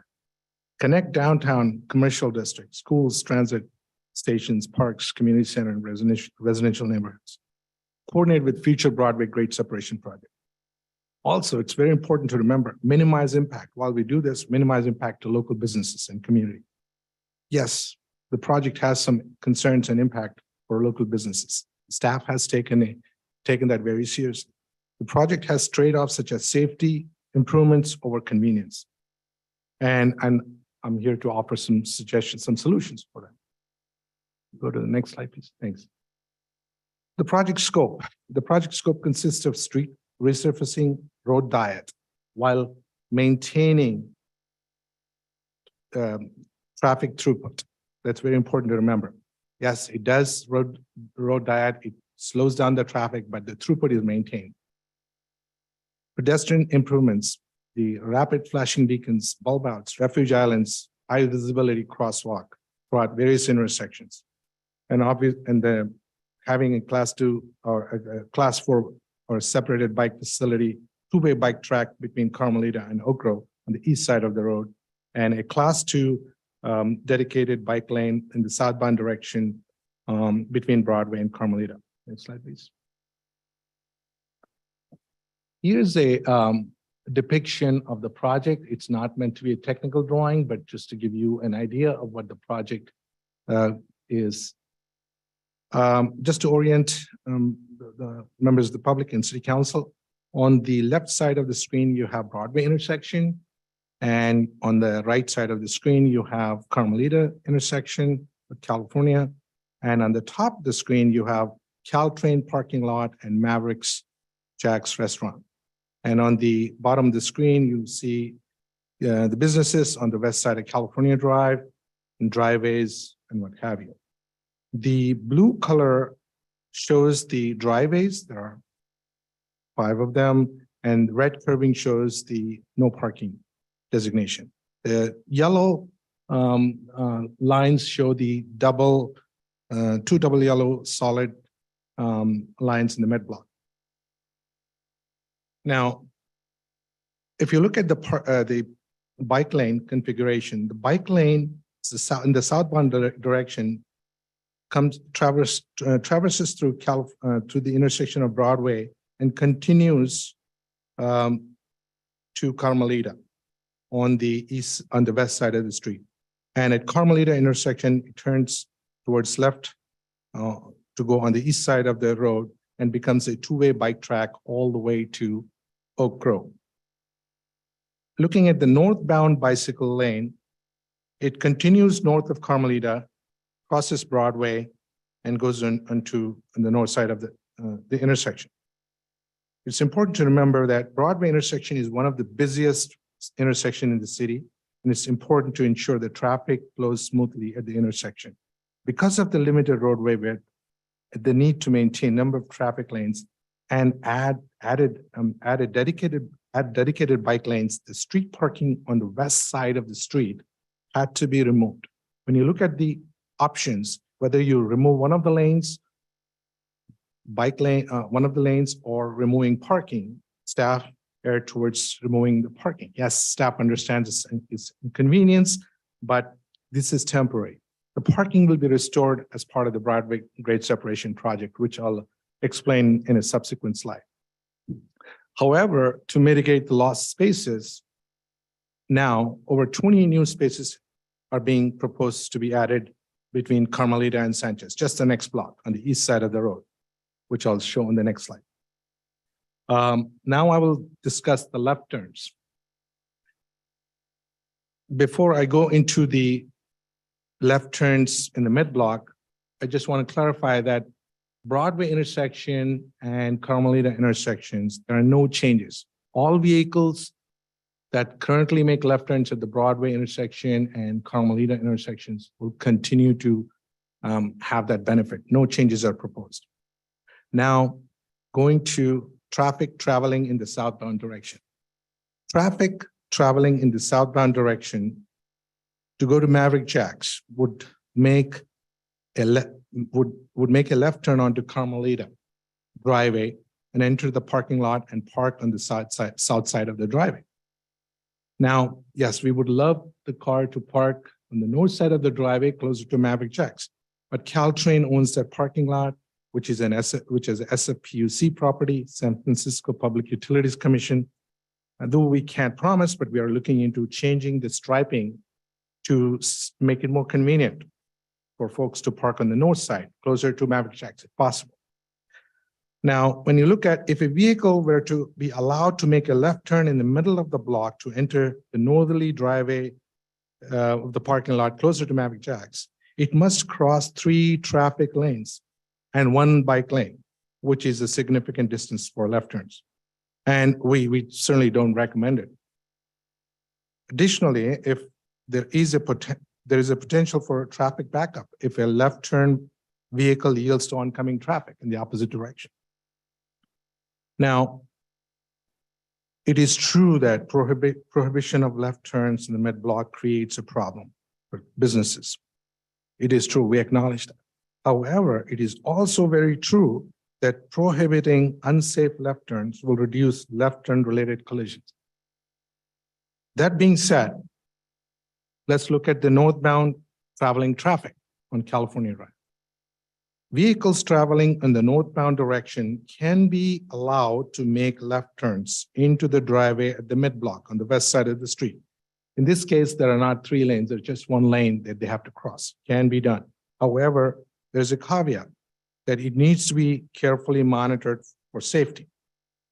And if it's unsafe, changes may need to be done to the configuration to make it safer. Safety is more priority than convenience. Next slide, please. Yes. Sorry, Mr. Martuzzi, could we just go back a slide?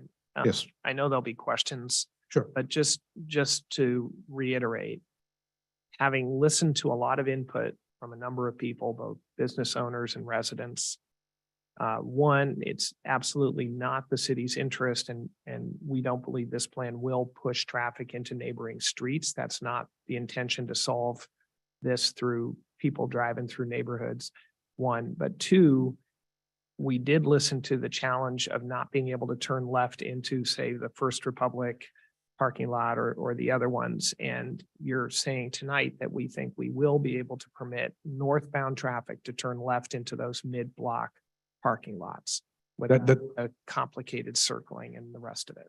Definitely. That's what we are considering. And we would like to go ahead and do that. But we'd like to monitor that as well, and to see if that presents any concerns, then we would like to have the ability to address safety. Yeah, I just wanted to underline that point. Yes. Could I, let me, and I have another one. So you were saying something about southbound, you're going to Maverick Jacks, you would have to turn in there and park a long way away. Couldn't you make a U-turn and go into the other entrance to the parking lot? Some vehicles may do that. It's a little bit tight. Some vehicles may attempt to do that. We just, from a design point of view, it's not intended that way because the street is very tight. But it's definitely possible. Some vehicles may be able to do that. But, and then the other option would be come out of Carmelita and make a left turn, and then you can still use that at closer entrance. Okay, thank you. But if I may, just the idea that I think is intriguing that the director put on the table, which needs to be checked out, is to allow drivers going southbound to turn into the Caltrain parking lot. And instead of having all these things angled that way, make them straight so that people could then leave out this driveway. Okay, so yeah, my question is, if we don't restripe that parking lot, that would be an option to use the other entrance. Yeah. But yeah, thank you. That would be the case. And even when we stripe it with double yellow, single double yellow, in a majority of that street, folks may still try to enter from the mid block and left turn lanes. And it's a concern for safety, and people might be able to make it. But and some cars, it's a judgment call. It's a reaction time, all of those things. And if they were to stop and get stuck, it might affect the traffic on the railroad tracks and the other side of the intersection. Any more questions? Please proceed. I'm Thanks. sorry. I just wanted to underline that point. Thank you, Megan. So now you see on this slide, California Drive between Carmelita to Sanchez. And as you see, the two-way bike track continuing on the east side of the street. And you see several crossings. These are safety crossings with flashing beacons to allow bicyclists to be able to go in the east-west direction if they need to. Also, you see that parking on the west side of the street is maintained. But more importantly, you can see the newly added space. Over 20 new spaces are added on the east side of the street. And as part of the project implementation, the Muni code will be updated to allow street parking here. Currently, the current code was adopted a long time ago and needs to be updated. The parking would also be time restricted to prevent abuse in storage. Now, one of the questions that we hear is why is the city not installing parking meters on that side of the street? California Drive on the east side of the street, a portion of the roadway lies in SFPUC, San Francisco Public Utilities Commission right away. And one of the condition of us using their land for the roadway is that we cannot charge for parking. So we do need to adhere to that as part of that. But we hope that by having a time restricted parking that will stop the abuse or long-term storage. Next slide, please. This slide shows the California Drive from Palm to Oak Grove. Again, the bike lane continues on the east side of the road all the way to Oak Grove. As you see, there's a bus stop here shown in the picture on the bottom right, and then crossings, safe crossings for bicyclists as well as pedestrians. And in this block, you'll notice that there's a transition from 2 lanes in either direction to 1 lane with a 2-way left turn lane in the middle. And as a result of transition and to provide dedicated bicycle lane and maintain the integrity of traffic flow at this intersection, we have to lose some parking spaces, and that is shown as well. With that being said, I would like to go to the last slide. This is a slide that shows the future configuration of 2-way bike facility between Broadway and Carmelita as part of the Broadway separation. Again, on the left side of the screen, you see California Drive and Broadway intersection. And in the bottom of the screen, you see the California Drive businesses on the west side. And on the top of the screen, you see Carolyn Avenue, the bike lanes there, and Cadillac. And in the middle of Carolyn Avenue and California Drive, you see the railroad tracks. And the railroad tracks, you see several pedestrian bicycle crossings. These are on grade separated under the railroad track crossing, and they allow circulation of pedestrians and bicycles to go freely at Broadway, at Cadillac, at Carmelita, as well as near Morale. And the bike lane on the east side of the road, the 2-way bike lane, continues towards Broadway and continues north of Broadway. And our goal is to continue it further near Mills Avenue or Lincoln Avenue, and then turn it back until we get the right of way on the railroad side to be able to build continuous 2-way bike track. Again, after construction of this project, staff will monitor the project for safety, circulation patterns, and may recommend changes and modifications as needed. This is because when you change the behavior, there is always need for education and time for people to get adjusted. And we are making a huge change here, and that may take some time. But again, we plan on ensuring continuous monitoring and making any changes needed.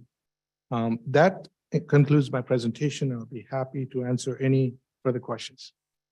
Thank you, Director Martusa, for being here this evening and briefing us in light of all the questions we've had. Colleagues, any questions or comments? Well, let's do questions, actually. No? Councilmember Stevenson, I can't see. Are you good? No questions. Okay. Then I would like to open it up for public hearing. I know we have some cards. Please just come join us. I'm not going to call out who should speak when, but if you'd like to comment, yeah, this is a good time to join us. Thank you. Good evening, Mr. Mayor. Thank you and council members. Thank you for having this item on the agenda. We really appreciate the effort the city staff and the council members have put in. With the explanation by Mr. Martusa, the midpoint, the mid block allowing the left turns, it would be ideal. It would be great to have that change made. The concern we have is making the left at the Mavericks Jack. If Caltrain does not restripe, the U-turns are impossible to make. A small vehicle would have a difficult time. A medium size would not even be able to do it. And also making a U-turn at the Caltrain station's parking lot Caltrain would not like that. I believe the northbound lane, northbound bike lane is not necessary. I think the bikes can come across the street at Carmelita on the west side and go northbound to allow the left turns into the Maverick Jacks parking lot.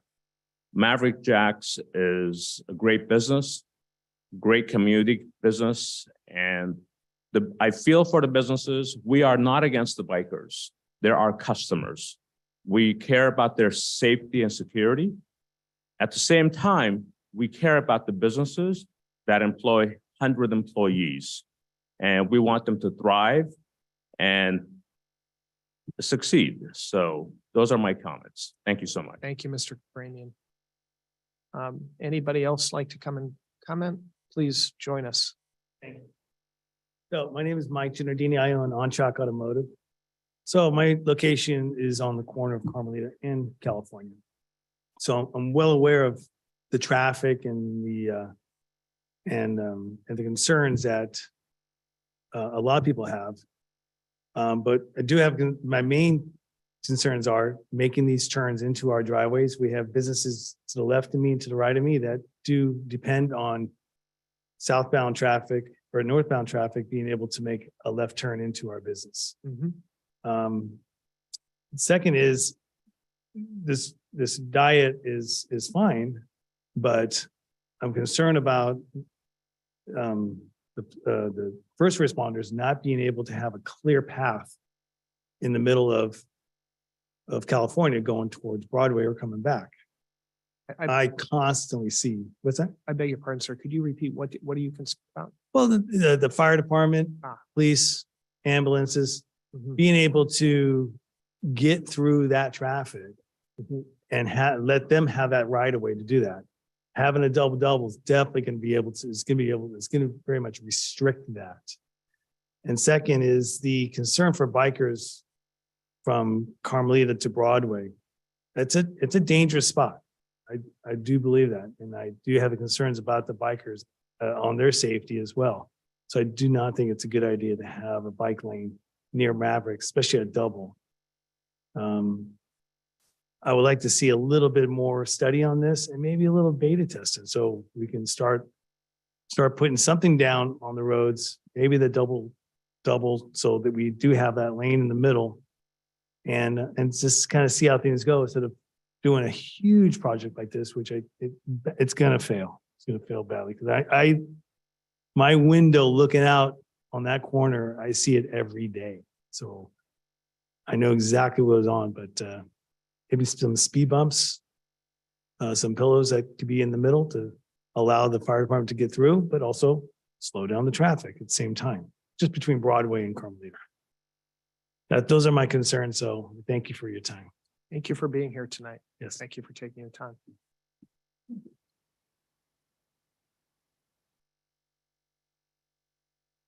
Hi, Mayor Brownrigg, honorable council members, both in person and remote. Thank you so much for all you do for our great city.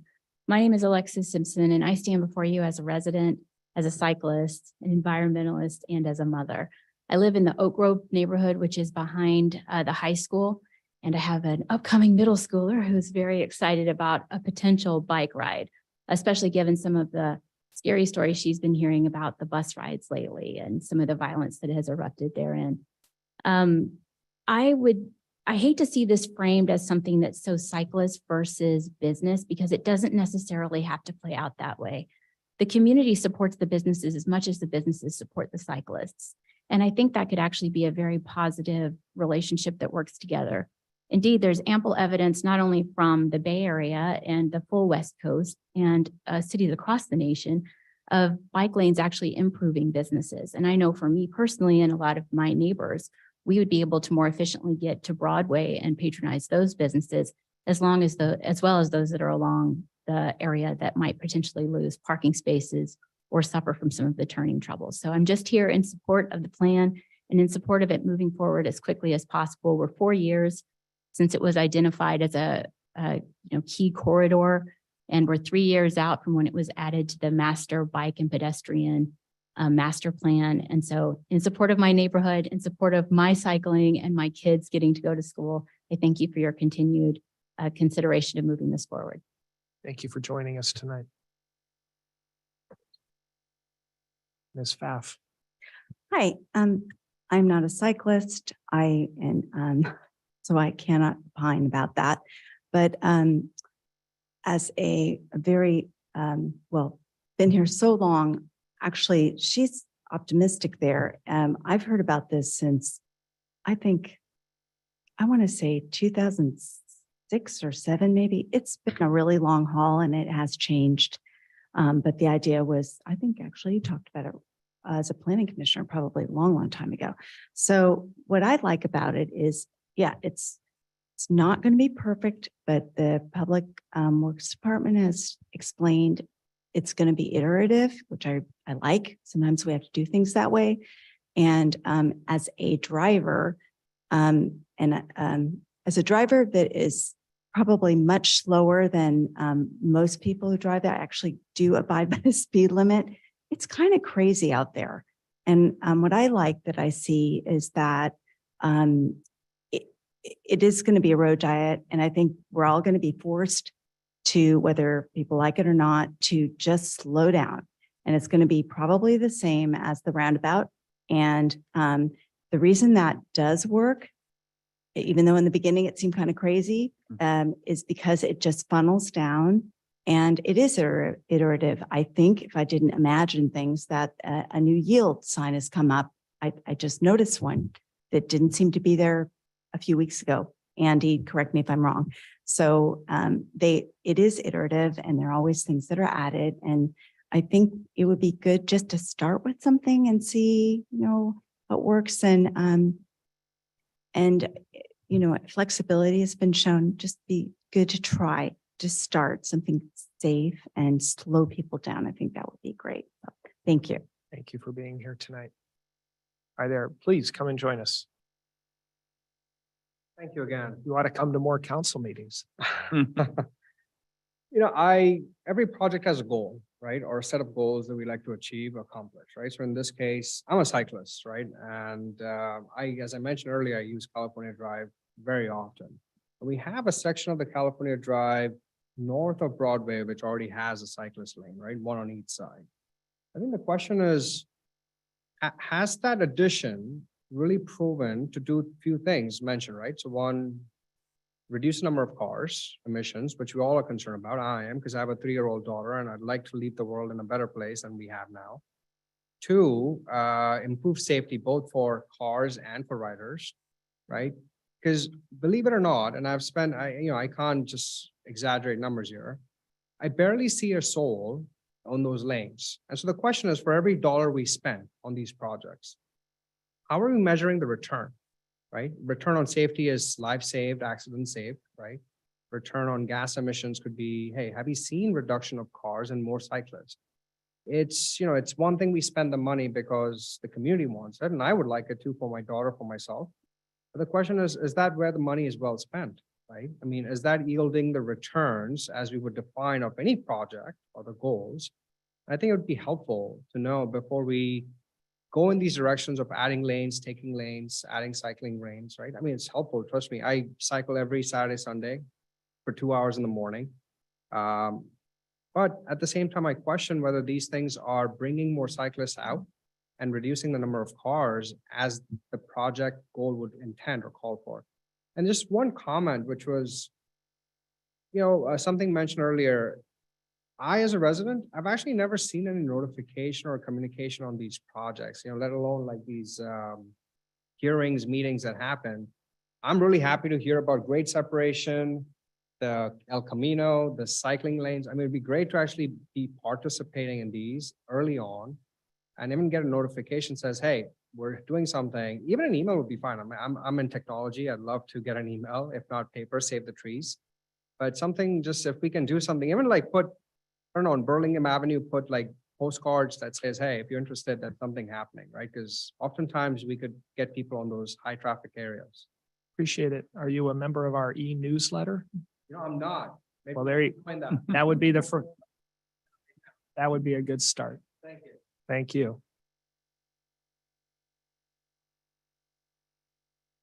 Good evening.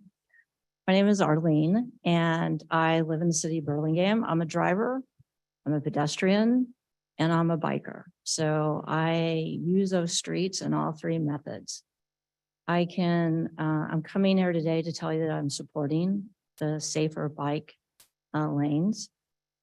Riding a bike today in Burlingame is like taking your life in your own hands. I do believe in biking and I use it for commuting as well as exercise, but unfortunately we don't have lanes that go to destinations. They typically start and then they stop.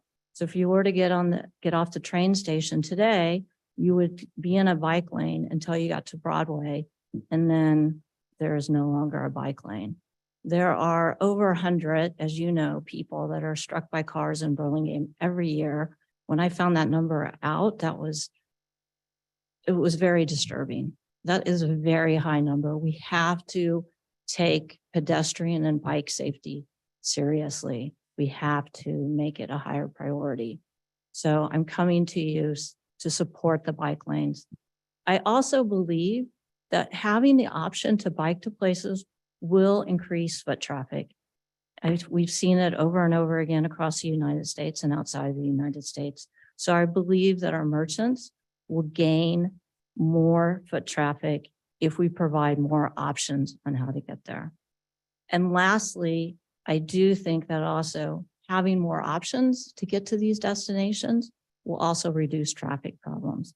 So I think it is a way to solve many problems: traffic, safety, and increased foot traffic for merchants. So thank you. Thank you very much for being here. Are there any other members of the audience who would like to comment?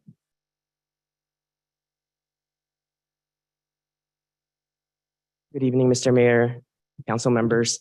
My name is Manito Velasco. I also, just like Arlene, the last speaker, also bike, drive, and walk. And I'm actually a customer of Gianardini. I also took my kid to Kumon. Actually, he biked to Kumon when he was at that age. So did my older daughter. So I know the businesses. I patronize them. I mean, let me just start off by saying this is a good project. This is a good this is going to end up benefiting the city as a whole. And we've done road diets before. Mr. Mertuza and his staff was very successful in implementing the Carolyn road diet and bike lane. People were afraid that was gonna cause traffic.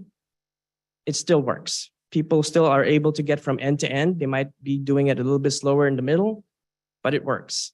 And in the same way, I think this project will do that. Like, there are always gonna be bottlenecks on California. Broadway will be a bottleneck until the grade SEP. Oak Grove will be a bottleneck until the grade SEP. The key is to make it so that people who are traveling in between those bottlenecks are not going 50 miles an hour. They're going 40. Maybe we can get them down to 25 to 30. So I think this is a good project. Some of the details just need to be worked out a little bit. I heard some discussion about reversing the one way of Maverick Jacks.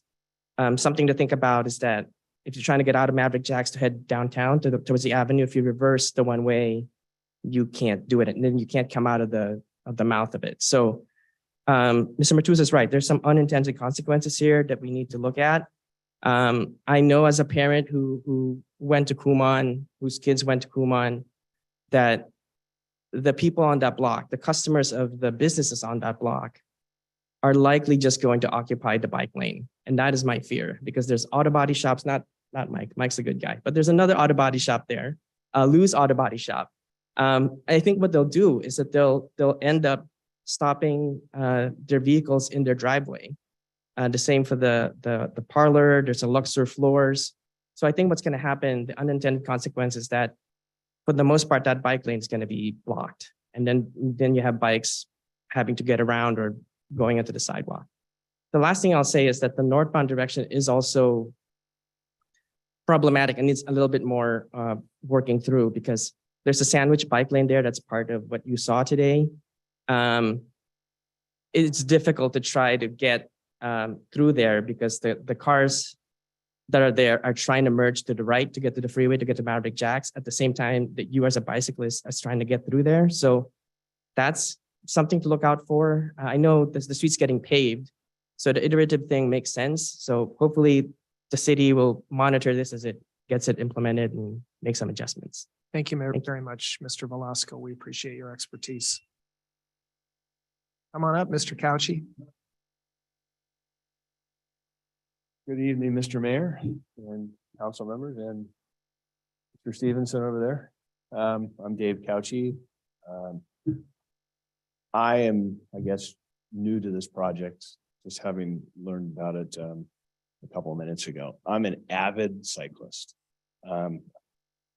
We are, let's see, a targeted group, fortunately.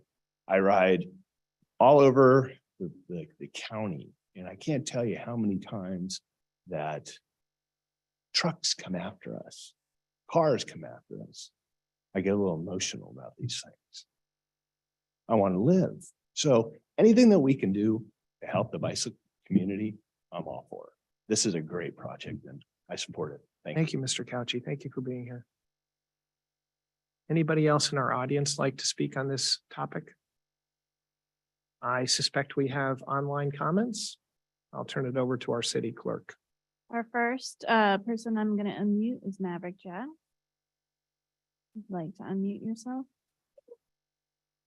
Hello, everyone. Mr. Brownrigg, Director and elected officials, thank you for hearing us this evening with some of the concerns that we have about the bike lane at the intersection of Broadway and Carmelita.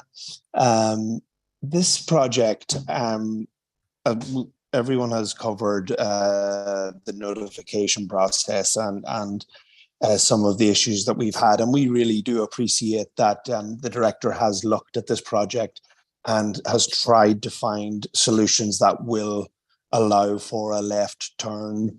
But we do have some concerns that, in essence, this seems to be quite aspirational, that if we bring more bikes onto the street, that will reduce the speed, that will reduce congestion, and the turns will become easier.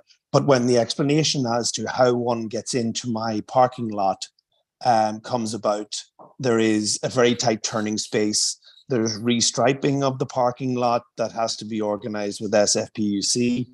And it seems as if we're putting bikes into the middle of the most congested section of the city, as opposed to possibly putting the safety of the cyclists first by putting them on a parallel track through perhaps 1 or 2 blocks, and then dealing with the issue that we already have, massive congestion there that will affect obviously commuters. Once El Camino comes on, I was listening to the speech earlier, it's like, that's going to put a lot of congestion. It's going to bring folks onto the side streets. Well, California is the fastest one to come through. But if there's a new diet there and those lanes have been reduced, I can only see more problems and incidents where bicyclists are actually could be affected and hit, and that's not something anybody wants. We love when we see people come into our restaurant on bicycles, and we highly encourage that. But something that we would like to put forward is that perhaps a better solution is to take bicyclists on.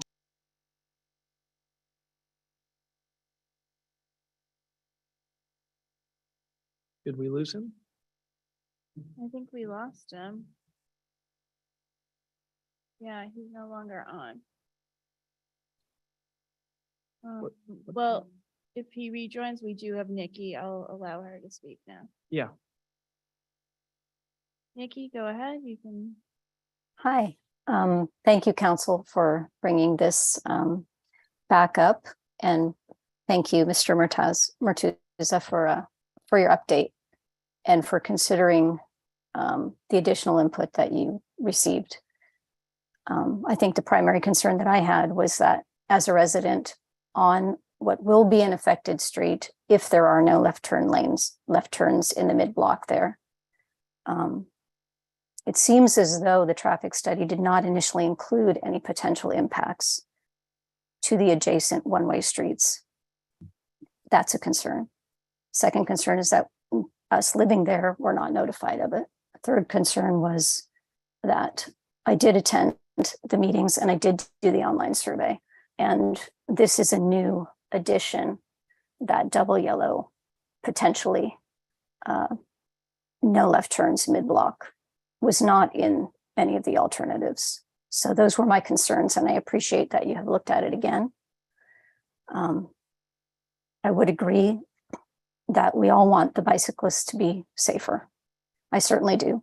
I think what might be more important is just more posted speed limit signs and enforcement on California and trying to make the busiest place for traffic in Burlingame into a safe zone for cyclists instead of putting them onto Caroline or putting them a block or two west is still a concern to me, because the biggest safety issue is speeding on California. So I just wanted to reiterate that I appreciate you looking at it again. And I want to support the cyclists, but a lot of those cyclists probably wouldn't want traffic to be unintentionally redirected past their house, speeding down their one-way street, because they will need to turn left on Carmelita, come down my street, go to Broadway, make another right. So I would really appreciate doing this test run of allowing, with signage awareness, the mid-block left turns. That would be much appreciated. So thanks again for considering us. Thank you for joining us tonight and sharing your thoughts. We also have some emails. Our first email comes from Seth. He states, I'm unable to attend tonight's meeting, but would like to express my support for the California Drive Bicycle Facility Project. Separated bike lanes are incredibly, I was about to ding myself. Separated bike lanes are incredibly important for safety and help to make our streets more welcoming for citizens that can't or prefer to not drive. As somebody who lives on the northern side of San Mateo, very close to Burlingame, I bike on and near California Avenue frequently. Safety improvements are crucial for cyclists like me, as well as others who don't currently feel confident enough on their bikes to handle the road as it currently is. I know business owners are concerned about losing parking spots, but people visit and spend money at businesses, not cars. There's still parking nearby, and I hope most of these businesses will see the streets being more welcoming to other types of transit. It will improve business. Economic virtue aside, I still feel it is worth prioritizing safety and transit options for citizens in our communities over the concerns of several businesses. Our next email comes from Doug Bojack. He said, 8 words on an agenda published a few days in advance might satisfy the city's Brown Act obligation, but it is not nearly enough notice or information to continue to build community support for the California Drive bike lane. This project is coming back to council due to challenges arising from earlier public engagement. Not having a presentation or any meeting materials published in advance of tonight does a disservice for those of us unable to attend. Moreover, it sounds like there may be design changes proposed tonight. Without seeing any changes in advance, those at the meeting will be reacting in the moment without time for greater reflection and deeper thinking on any proposed changes. We have 2 more emails on this one. Next one comes from Tim. It says, I'm writing as a former resident of Burlingame, currently residing in San Mateo. Because I understand that we currently have plans to expand our bike lanes on California Ave between Broadway and Oak Grove Ave, I previously resided on Chula Vista Ave near Broadway and Burlingame and worked in San Mateo near 92 and 101. During this time, which lasted for over 2 years before the pandemic, my primary method of commuting was via bicycle because my wife and I maintained a single car family and she used the car daily to take care of our children. This meant I was on my bike every day, Monday through Friday, morning and evening. My primary route to work was on California. It is disheartening to read in the San Mateo Daily Journal that a concerned business owner who has owned Lou's Auto Repair for 30 years said California Drive is very rarely used by cyclists, but the parking spaces are always being used. I've personally ridden by this business hundreds of times, and while I don't want to have a negative impact on vehicle traffic, I also don't want to be seen as invisible. During my time commuting, I did not have any accidents. However, I often dealt with cars not moving over, passing me well within 3 feet, even when the lane to their left was wide open and excessive speeding. Being a recreational as well as commuting cyclist, I eventually opted to change my route and ride the Bay Trails, which have a convenient exit that leads to Broadway. But this option took my commute from 5 miles to 7.5 and also removed any access to visit the businesses on my way back from work each day. The safety was worth it for me, but not everyone has my physical fitness to handle the extra miles, and I continue to hope that we make our homes more accessible to more people on bike. Our last email comes from John. He says, my name is Jonathan New, and I'm a North San Mateo resident, but I bike into Burlingame often. I'm strongly in favor of bike lanes on California Drive. When all the phases are complete, we'll have an amazing bike corridor that stretches into San Mateo.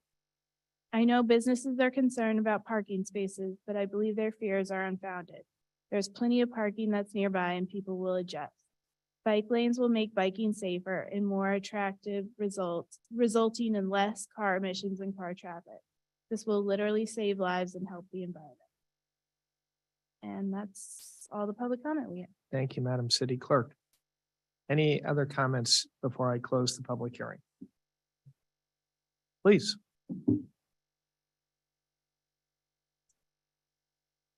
Thank you, Mayor, council members. My name is Jerry Peel, 28-year resident here in Burlingame. And as Dave, recreational biker, and I travel up and down California Avenue quite often. And tell you, it's nothing worse than having a car coming up behind you and having to weave in between parked cars into the lane that is a shared bike lane, share the road, but that's pretty difficult to do. And I think the gentleman speaking about Mavericks saying, yeah, California is the fastest path between there. And I think that's a big problem. People are going way too fast on that street, and having a bike lane with some separation or some curbage that would kind of, you know, help the bikers that maybe aren't as adept as keeping in a straight line or, you know, getting as close to you can as a parked car so you don't get hit.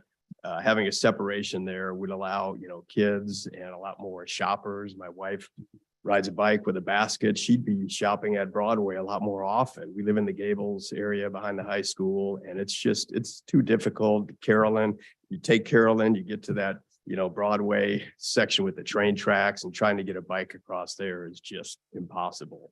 I mean, the lights alone take, you know, 5-10 minutes sometimes just to turn. So she would do a lot more shopping on the Broadway corridor, which she doesn't do now. So I think an advantage, you know, not only the businesses there, but also keeping a lot safer for the bikers, and especially for school kids too, trying to get to the high school, gives them another avenue and a separated, safer path that would allow them to get to school a lot safer. So I'm in for it, and I hope it moves. Thank you very much for your input. Okay, really, the last chance. Okay. Thank you for the presentation, Director Martuza. Colleagues, comments? Really, we're at the comment stage, I think, more than questions. Yes, Councilmember Ortiz. Yeah, thank you, Mr. Mayor. You know, it's great to have everybody show up and share their thoughts, and the information is out there. If you look for it, you will find it, and you can look at the agenda and know what we're talking about. And it's funny because we try to send out as much information as we can, and we try to make it available. The agendas are listed, albeit maybe not quite soon enough for some people, but they're listed. The topics that we discuss are listed. Our numbers are listed. So you're welcome to call us anytime if you have something special interest. Call him, okay. Please do. But yeah, our numbers are listed, and people do call us when they have something. So But it's great to have you here and great to have all your input of all of you. So with that, the concern about first responders, and Mr. Martuza, you'll correct me if I'm mistaken, but that is taken into consideration, and that it is very much regulated what goes through those streets. So we're doing it in a way that we have to satisfy the state's requirements for the first responders to go through there. So that is taken into consideration. That it's an interesting thought.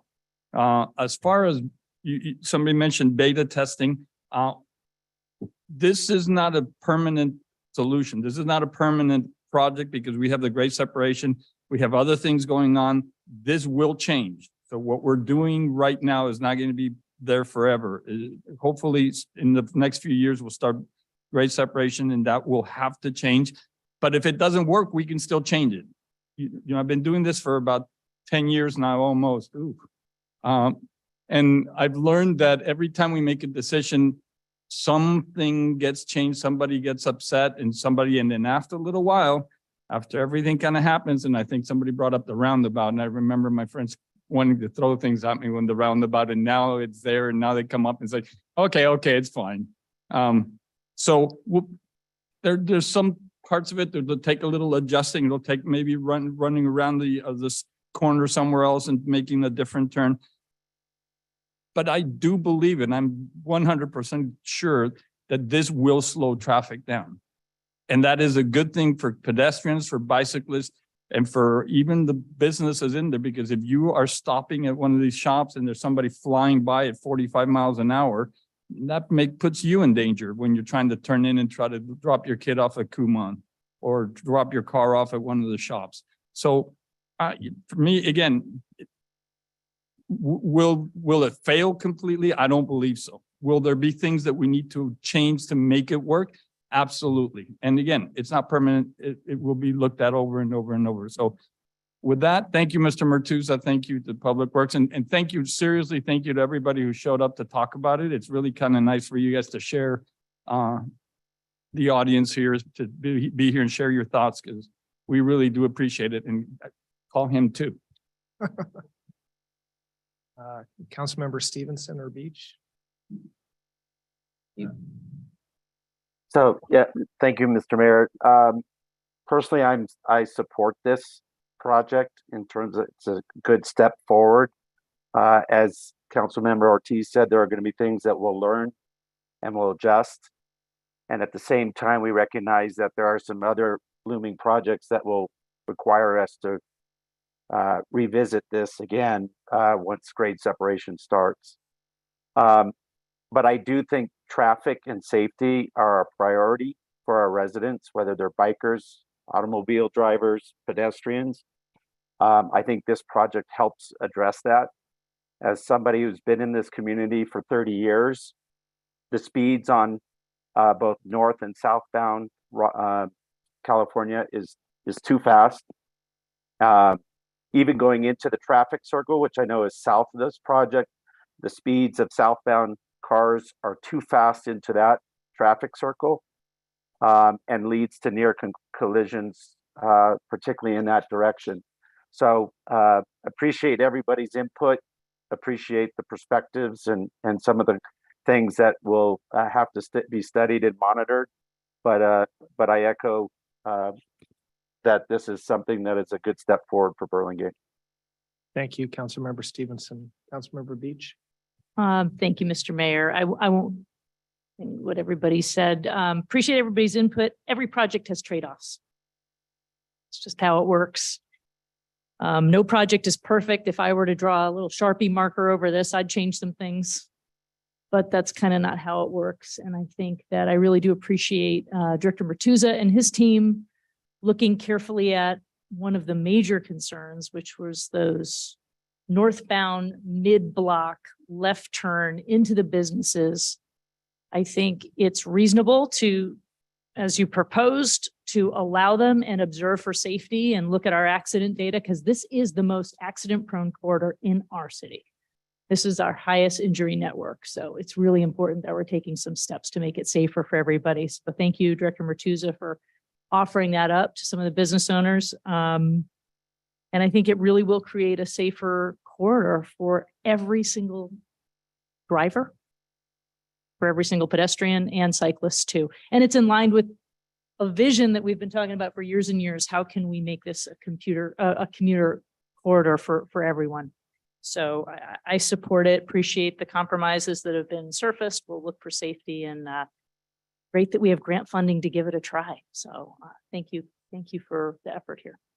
And I'm sorry for folks who didn't know about this. This has been part of public meetings, outreach, farmers markets, bike ped master plan, public hearings.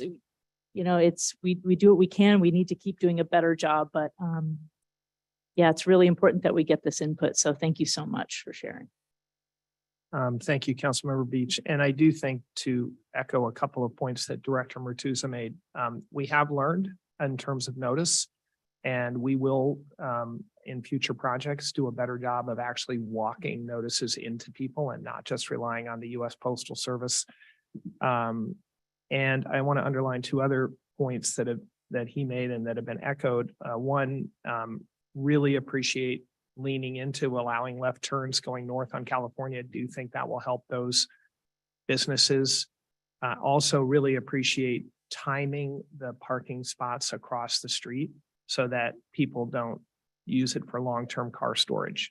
And that really will create actually more available parking for people to get to the shopping on California. I've had to answer a lot of letters about this. So I've written a lot, and I've had your back for a couple of months. But because I believe in it, what I sometimes think is that this gets characterized as a bike lane project. And really, it isn't a bike lane project. This is a road diet. This is taking 4 lanes of traffic that is moving too quickly at speeds well above posted. And we had our first pedestrian fatality last fall. An older couple, not much older than me, I hate to say. A guy was struck and killed on Oak Grove, crossing California. That's because someone was going too fast and it was dark-ish. So that's tragic. And what a road diet will do is have 1 lane in each direction and then a middle turn lane. And we'll have the same number of cars who get through from point A to point B. They just won't go 40 or 50. And Seattle is a great example of road diets working. There's cities across the country. And so to me, what this started is as a way to slow traffic down, give pedestrians a chance. And then, by the way, by doing that, guess what? We have enough real estate to then create bike lanes. So I think sometimes this has been characterized as a bike lane issue. And for me, it was always a road safety issue. And I think this is a good project. I appreciate the way we tweaked it at the end. I appreciate the input we've had throughout. We read every message. We don't always agree, but we read everything that y'all send and everything that comes in email. So I wanted to give people a last chance to hear from Director Martuza. But I think at this point, we have our direction. Like Councilmember Beach says, you know, we can't always please everybody, and there are some trade-offs. But as Councilmember Ortiz points out, we can make adjustments.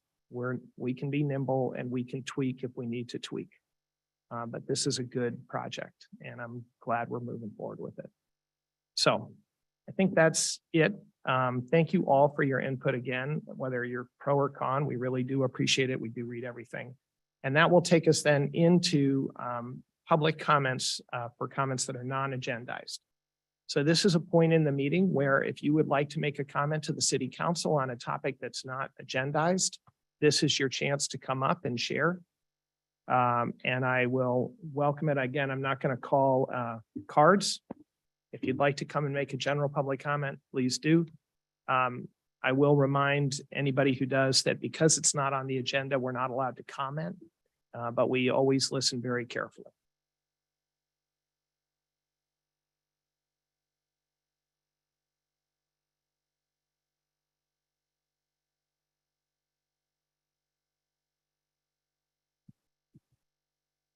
Good evening, Mr. Mayor, council members. Thank you for having us, letting us speak. My name is Dante Campagna, sewer repair lead worker for the city of Burlingame. I'm of the belief that hardworking people deserve a fair contract and fair wages. A higher wage rate protects public health, safety, and welfare by allowing employees to be compensated in such a manner as to enable and facilitate their individual self-reliance within the city of Burlingame, and thereby lessen both displacement and reliance on other public services and subsidies. Recognizing the higher cost of living on the peninsula and in an effort to support the stability of the community and the economic security of the local workers, I implore the City Council of the City of Burlingame to please support a fair contract and champion fair wages to recognize the city's hardworking AFSCME employees. Thank you. Thank you, Mr. Campagna. Is there anybody else who'd like to comment?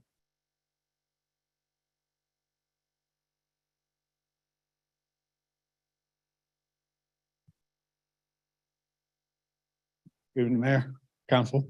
My name is Juan Linus, and I have been with the city of Burlingame for about 10 years. I have enjoyed working for the city and providing street sweeping services for the residents. As with inflation, gas prices rising, and the cost of living going up, we ask for your support for a fair contract to retain employees. We continue to provide high quality service with pride while the world around us shut down. During the pandemic, we did not have the opportunity to work remotely. However, we were never given hazard pay for any state funded COVID compensation.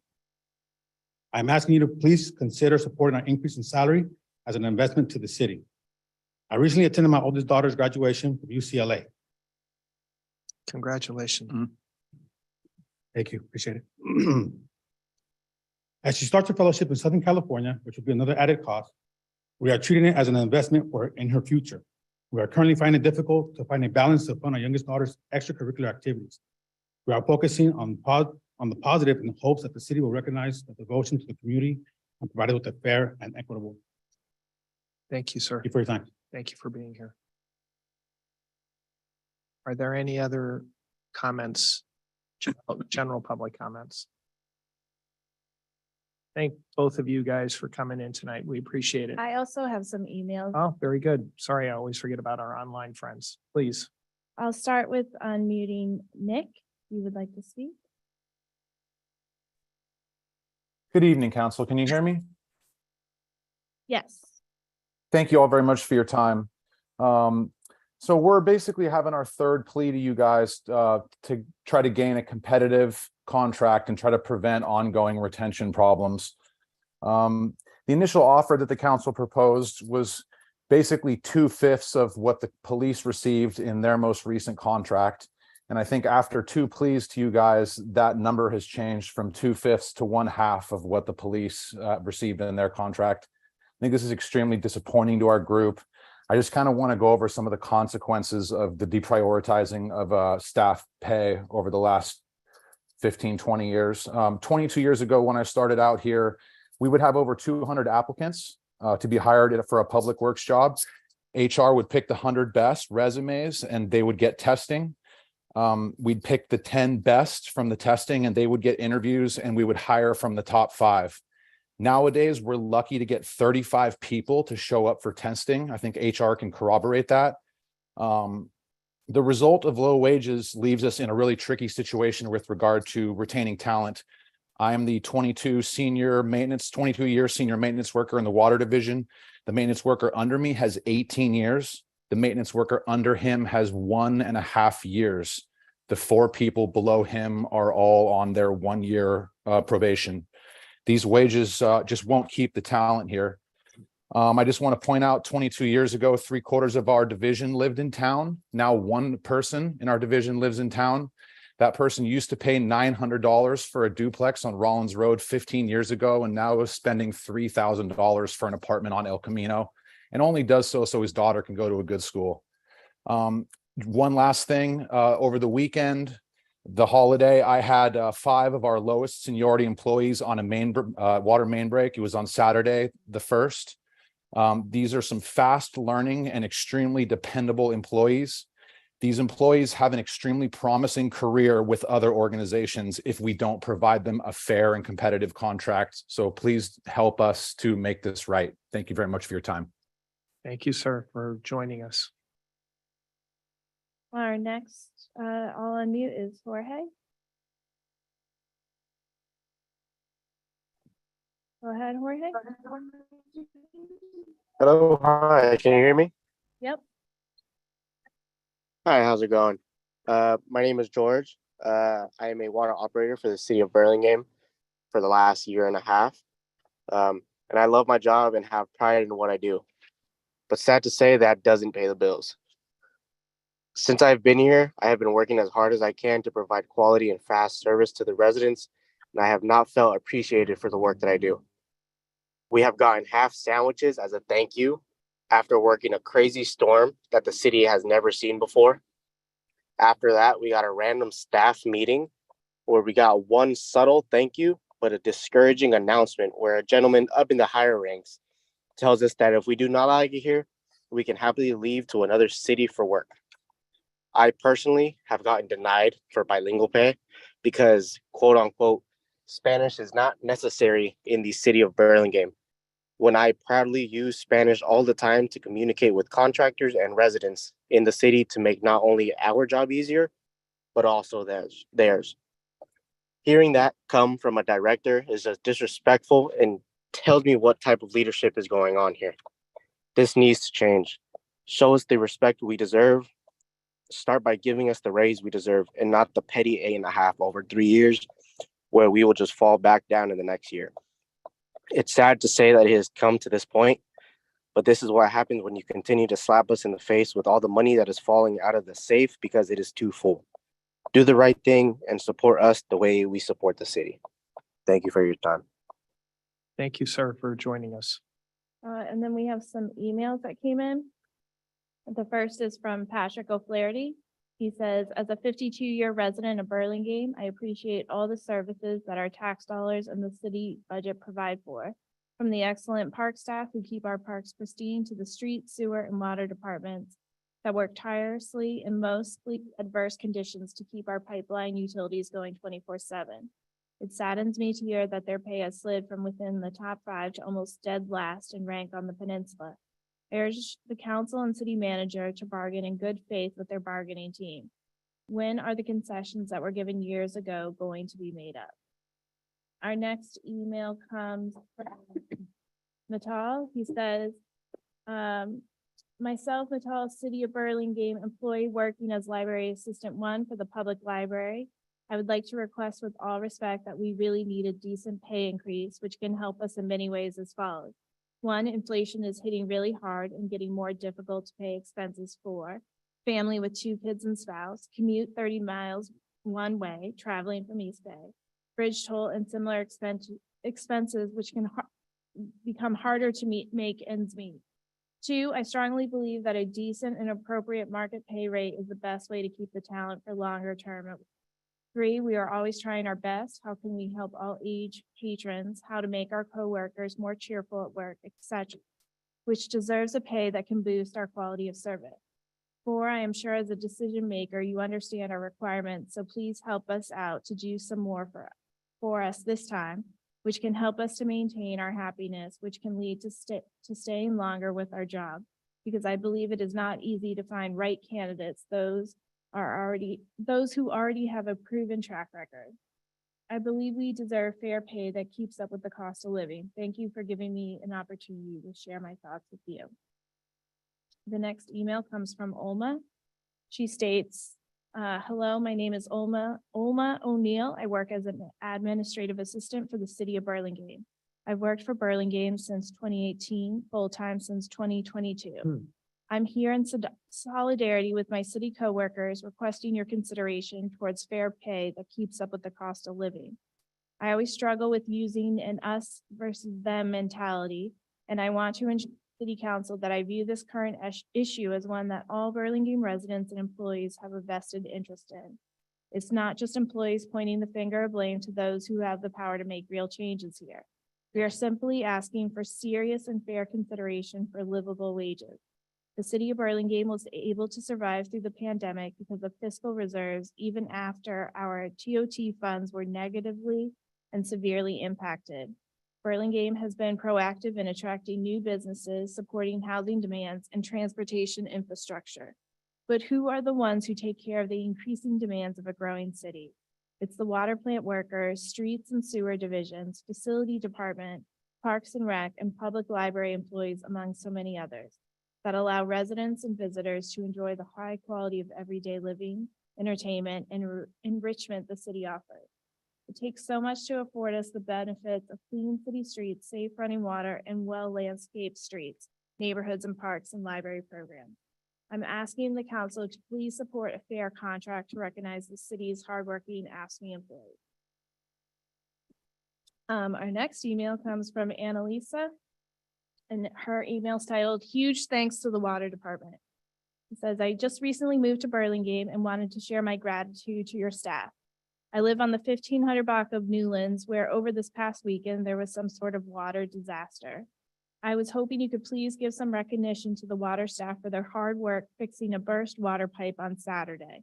I didn't get any of their names because they were extremely busy. I was amazed at how kind, professional, and good-natured they were considering the situation. And they were extremely apologetic for the noise and mess. I've lived in neighborhood cities and have had less than stellar experience dealing with their city staff. Fixing a broken pipe is obviously not an ideal way for them to be spending their Saturday, and it had to have been one of the hottest days of the year. Your staff arrived early in the morning and didn't stop working until after 9 p.m. Despite this long day of work, my water was only shut off for a few hours. Service was restored quickly, which hasn't been the case when living elsewhere. When I was living in San Mateo, I had to stay at a motel for a weekend after a water pipe broke. I didn't have water at my home for over 36 hours. Additionally, your staff must have come back on Sunday to clean up all the mud and mess, which is really great. I don't even know how it was possible. I took my early morning walk on Sunday and there was still lots of leftover mud. They put yellow tape and orange cones around the area to keep people out, which was smart. I assumed they would finish the rest of the work after the holiday. And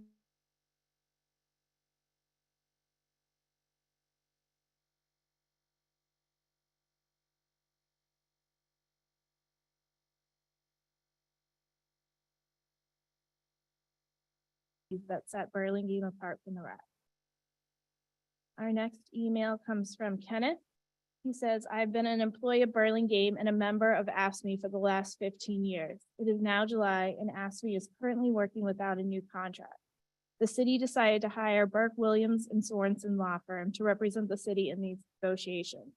I can't help but wonder if AFSCME is not being offered a fair COLA because of the money being spent on these lawyers. I'm sure we have well-paid employees currently on staff who can do a much better job. Mayor Brownrigg mentions at least a couple of times in previous council meetings how proud he is of the fact that during COVID, Burlingame did not lay off any employees.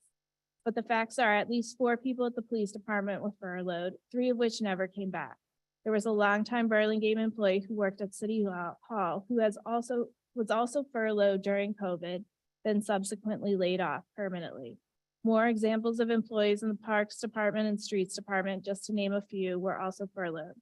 Burlingame did lose jobs during COVID, yet Burlingame remains the only city in San Mateo County that has not given any of its employees federal COVID relief money." Our next email comes from Joe.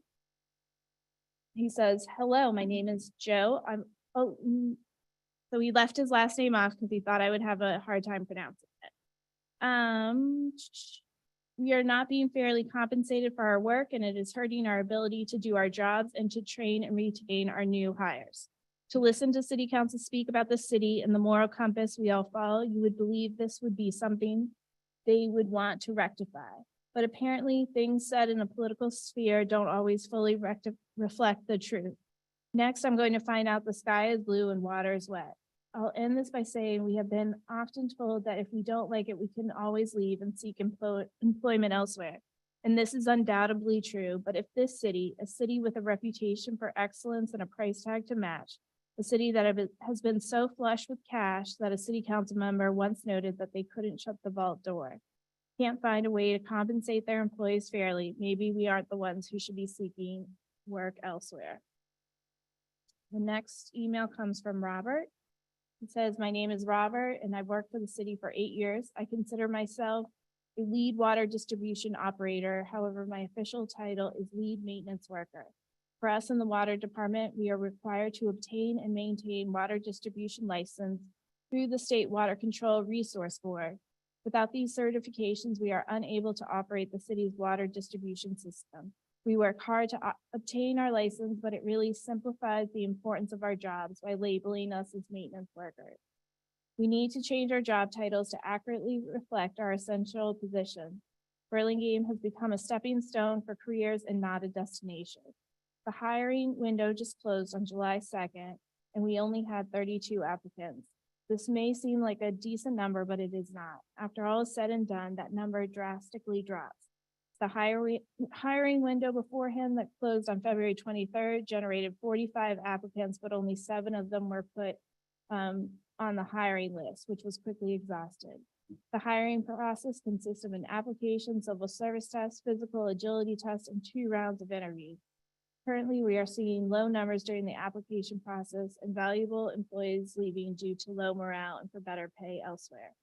It's critical to the city that we retain experienced, knowledgeable operators and can continue to properly train and pass on information to new operators in order to provide the high-level, outstanding service we provide day or night, rain or shine, 365, 24/7. We should not be opening the hiring process as often as we have been. We need a fair, competitive contract so we can build a long-standing team. Thank you. Our next email comes from Tim. He says, my name is Tim. I'm a supervisor in the sewer department for the city. I've been with Burlingame for 27 years. My union brothers and I are asking the council to support us in getting a fair contract. These hardworking employees, from admin to parking enforcement, from parks to water and street and sewer, have worked through the pandemic, putting their own families at risk as essential workers. This is just one example of the selfless service that we have provided for the citizens of Burlingame. Please support a fair contract. Dave states, my name is Dave. I am the pump station lead worker inspector for the city.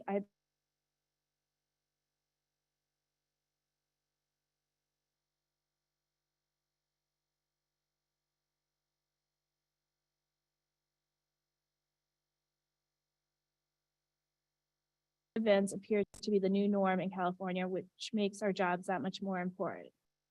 I have a unique job overseeing our 7 sewer lift stations and 5 storm pump stations. Those stations play a vital role in our sewer system and stormwater system, and a failure could be damaging to Burlingame businesses and residents. I can't stress the importance of being able to respond to any pump station related issue in a timely manner. In addition, having well-trained and reliable staff is just as important to ensure a quick and efficient response. I understand that sometimes it's easy to forget about the underground utilities that provide water to our homes or the sewer system that removes waste, but I hope our voices have been heard. Thank you. And we have one last email. My name is Richard Dickey Vaplon. In the last 3 years, the parks have become more and more crowded, more in fact than at any other time in my 37 years with the city. With more people, I'm hearing more and more from the public about how much they love our parks and how nice our parks look. And most of them say they're not even from Burlingame, but that they'd rather come to our parks than the ones in their own city, because as they say, the parks in our city are not kept up as nice as here in Burlingame. I hope the city realizes how many good employees have left because they can work less but get paid more in other cities. Thank you for your time. And I don't believe we have any other emails. Okay. Are there any other comments in the audience? I will make a small administrative confession, Megan, which is I find it hard to process that many words just read. I just have a hard time tracking, to be honest. So I don't know if the technology could permit the letter you're reading to be up on our screen, but I frankly would find it a lot easier to follow the commentary. I realize we don't always get, 12 letters, but I can do that. I would, maybe next time. yeah. Probably redact the name or their email addresses. Yeah, I'll have to put it in a document. The only ones that I wouldn't be able to do that with is if they come in during the meeting. Got it. Well, anyway, I'd appreciate it. Yeah. Probably be able to track it a bit better. I find it a lot easier to listen to people in person. So thank you for being here. Okay, that closes our public comment. We are almost at the tree, but not quite. So we have a large consent calendar. Would any colleague like, do we want to take? Yeah. Would you like a break? Yeah. So we're gonna try to shoot for a 3-minute break. You got it. All right, so we're gonna take a quick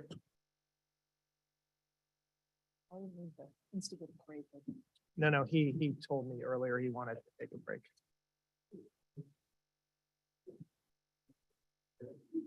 Hey, Megan. The guy who hit, he was sheathing, is he talking about the tree? Is he here for the? Yeah. Oh, okay.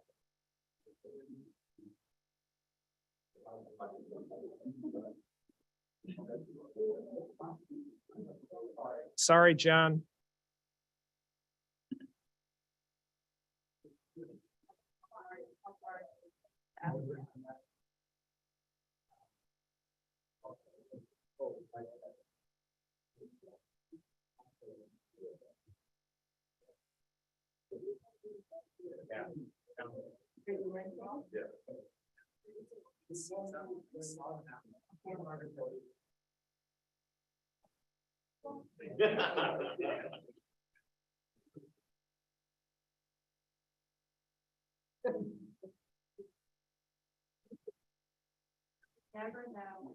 No. Okay.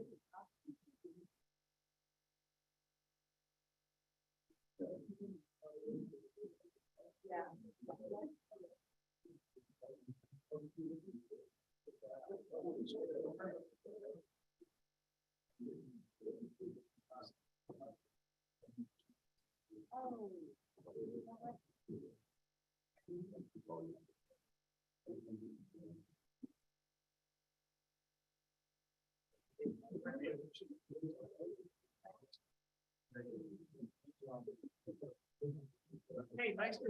Pleasure to welcome meet you. the council. Nice to Lord, have you here. pleasure. Sorry, Mira. Mira, nice to. Yeah, thank you. Yeah, call me Leslie, Michael. You'll see me more often now that I know. Good. You know, it's not so much because, I like to participate, right? Yeah, And we you like know, participation. I actually feel for you guys. I was just, hey, like, I superpowers to all of you. I can't do what you guys are doing. You know, it's easy to sit on the sidelines and throw stones and everything you can at the government or anyone in the government, right? It's not happening. And one of them is me. I called Caltrans this morning, right? I mean, obviously I suggested something. Right. Instead of just complaining, because I'm generally like a doer. My team will tell you, right? But hey, stop talking. Let's get things done. Thank you for being here. Oh, and I did sign up for e-news. Good. Thing right there. So trust me, I'll be more active. Look, this is part of our community. I'm a 3-year-old. I plan on living here until my last day. Thank you. Please. In a few minutes. It was. Been doing other stuff.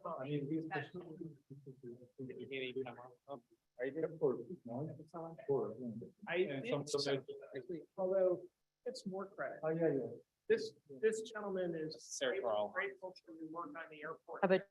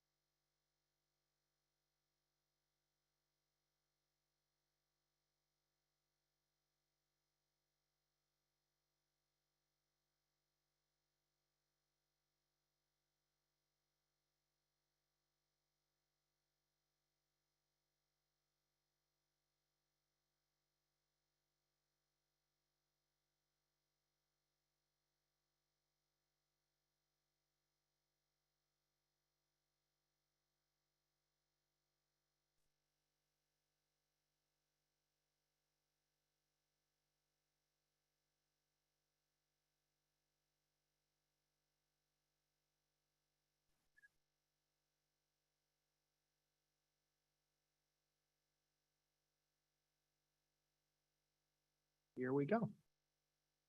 Okay, as we all regroup and take our seats, that takes us into the consent calendar. There are a number of items on the consent calendar. Would any colleague like to pull any item for further discussion? At 9:15 at night. No further discussion. But go ahead. Councilmember Beach. Mr. Mayor, I move to approve the consent calendar items 10A through 10.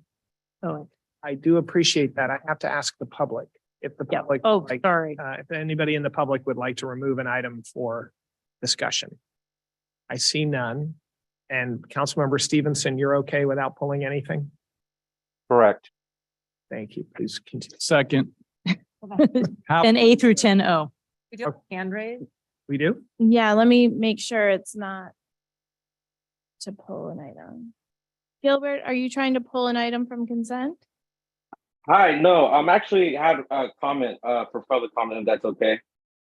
We did already close public comment. I do apologize, but if you send an email to council, they'll get it.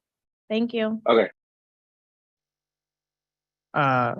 So there's a motion on the floor from Councilmember Beach, seconded by Councilmember Ortiz. And just before we do roll call, I just want to call out, and I said this earlier tonight, but this particular consent calendar has the city spending $2.65 million on eucalyptus maintenance. So, and this is not a city that is rolling in cash at the moment. So that is how important we think this work is and how vital we believe that maintaining the safety for our citizens is. So just to call that out, there's a motion and a second on the floor. If we could do a roll call vote. That's me. Councilmember Stevenson, Yes. Councilmember Ortiz, Yes. Councilmember Beach, Yes. Mayor Brownrigg. Yes, and so the motion passes 4-0-1 with Vice Mayor Coulson being out of commission.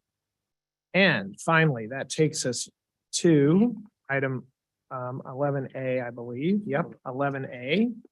And that is a public hearing to consider an appeal of the Burlingame Beautification's denial of the removal of a tree. Lots of double negatives in this one. So who's going to take this report? That would be Hope. It's our city arborist.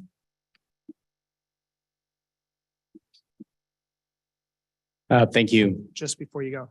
Mr. Hutar, thank you very much for being here tonight. No, your item was on consent. We always want to do whatever we can to help the Tourism Bureau. Thank you very much. Sorry, Rich. That's quite all right. I noticed there was no coffee in the back. Bring mine next time. Thank you, Mayor Brownrigg and fellow council members. I will have a brief presentation here. Basically, what we have in front of us is an appeal of the private tree removal. We have a program in place that follows our municipal code. And we had an applicant at 1515 apply to remove a tree. I, as the city arborist, went out and inspected. I supported the removal. Part of the public notification process, there we were notified that they were not happy with the vision, would like to appeal to Beautification Commission, was done so. Presented to the Beautification Commission, and they did not agree with the reasoning for the tree removal. And now the applicant has appealed the beautification's decision to the city council for review. So let's get into it. If we can move into the next slide. So it's a juniper tree, multi-trunk. With multi-trunk trees, we measure a little bit differently. It's actually 48 inches DBH. It's measured at the base there. Tree is approximately 25 feet high. If you look on the left side of the screen at the larger images, you can see it's multi-trunk. They've done multiple landscaping renovations here to improve their property, lawfully so. Just want to be clear. Our code requires protected trees of a certain size. Anything else that they had done was lawfully removed. On the right-hand side of the screen, you can see with the smaller image that the tree is in close proximity to the building. Ideally, we would have trees located more appropriately so, but sometimes we don't have that foresight when we're planning 50 years ago. I've noted that the tree was good vigor. Again, close proximity to structure, potential root conflict there, root infrastructure conflict. One thing that the applicant did do is they did hire an independent arborist to report on the trees. They believed that the tree was in fair health. They also noted the proximity to the structure, but what they really picked up on was a fire hazard danger, and that was the reason for removal. So while we both came to the same conclusion, it was for different reasons, and it's important that I call that out. If we can move to the next slide. When we talk about fire hazard, there's a number of organizations that are involved to help make us safer, fire safe landscaping. These are in what are called wildland urban interface areas, WUI areas. You heard Chief Barron earlier talking about that. These are typically the areas in the hills, a lot more vegetation, houses aren't as dense, greater risk during a wildfire should one break out. Very clear on the image to the right that the federal government, state government have not dedicated downtown Burlingame as a wildland urban interface area. This is important because from the same website that was provided to us in the applicant's plea here, the left side of the screen there's a list of trees. And I won't go through each one, but several trees that we routinely see in our neighborhoods. I think it's very dangerous to set a precedent in downtown Burlingame saying that we're removing trees for fire hazard when really that risk is quite low. So for that reason, I disagreed with that, the reasoning from the independent arborist report. Megan, if you wouldn't mind flipping the slide. Thank you. Sorry. No, you're good. There's some minor root intervention here. These are the sidewalks that are surrounding the planter area. It's very challenging to tell from the images to get a good elevation there, but there has been some grinding and some work there to try to minimize trip hazards. In my opinion, this is a high traffic area next to a pool that services many residents in the area. While there's no way that we can certainly tell without actually doing a root excavation, it is likely, given the age and the size of the tree, juniper trees, conifers are typically shallow rooted and they put their roots out flat, that this is going to become more of an issue over time. I was invited by the applicant into their garage. You can see the image on the right, cinder blocks, several cracks. They allege that it is due to this tree. I do want to note that I walked throughout the garage and I also saw similar cracking in other areas of the garage. The only true way would be to do some sort of root excavation or have a structural engineer to come out and verify that that's what it is. Arborists such as myself or Mr. Matthew, who provided the independent arborist report, we are looking at the above ground portion and what we can tell is going on at the surface. So for those reasons, I felt that it followed our municipal code, given the long-term care of the tree, the potential for root infrastructure conflict here, we could go ahead and approve that removal. I hope there's no huge juniper fans.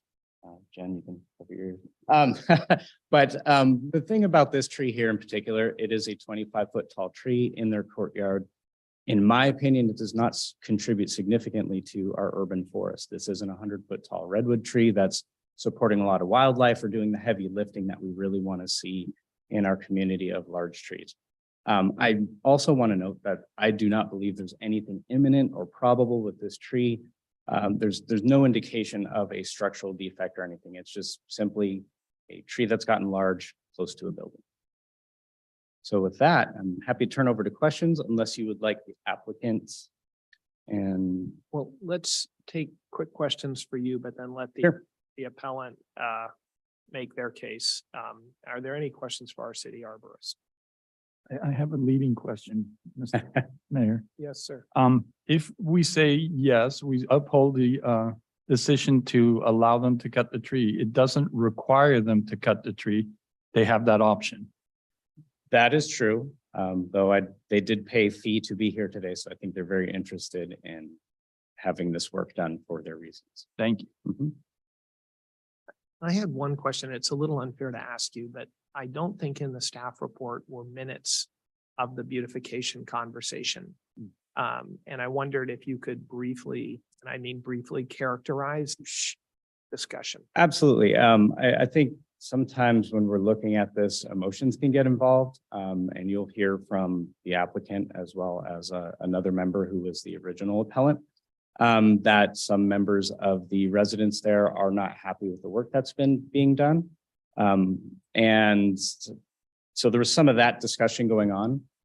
The other part is they didn't feel that the root infrastructure conflict was significant enough to require the removal of the tree right now.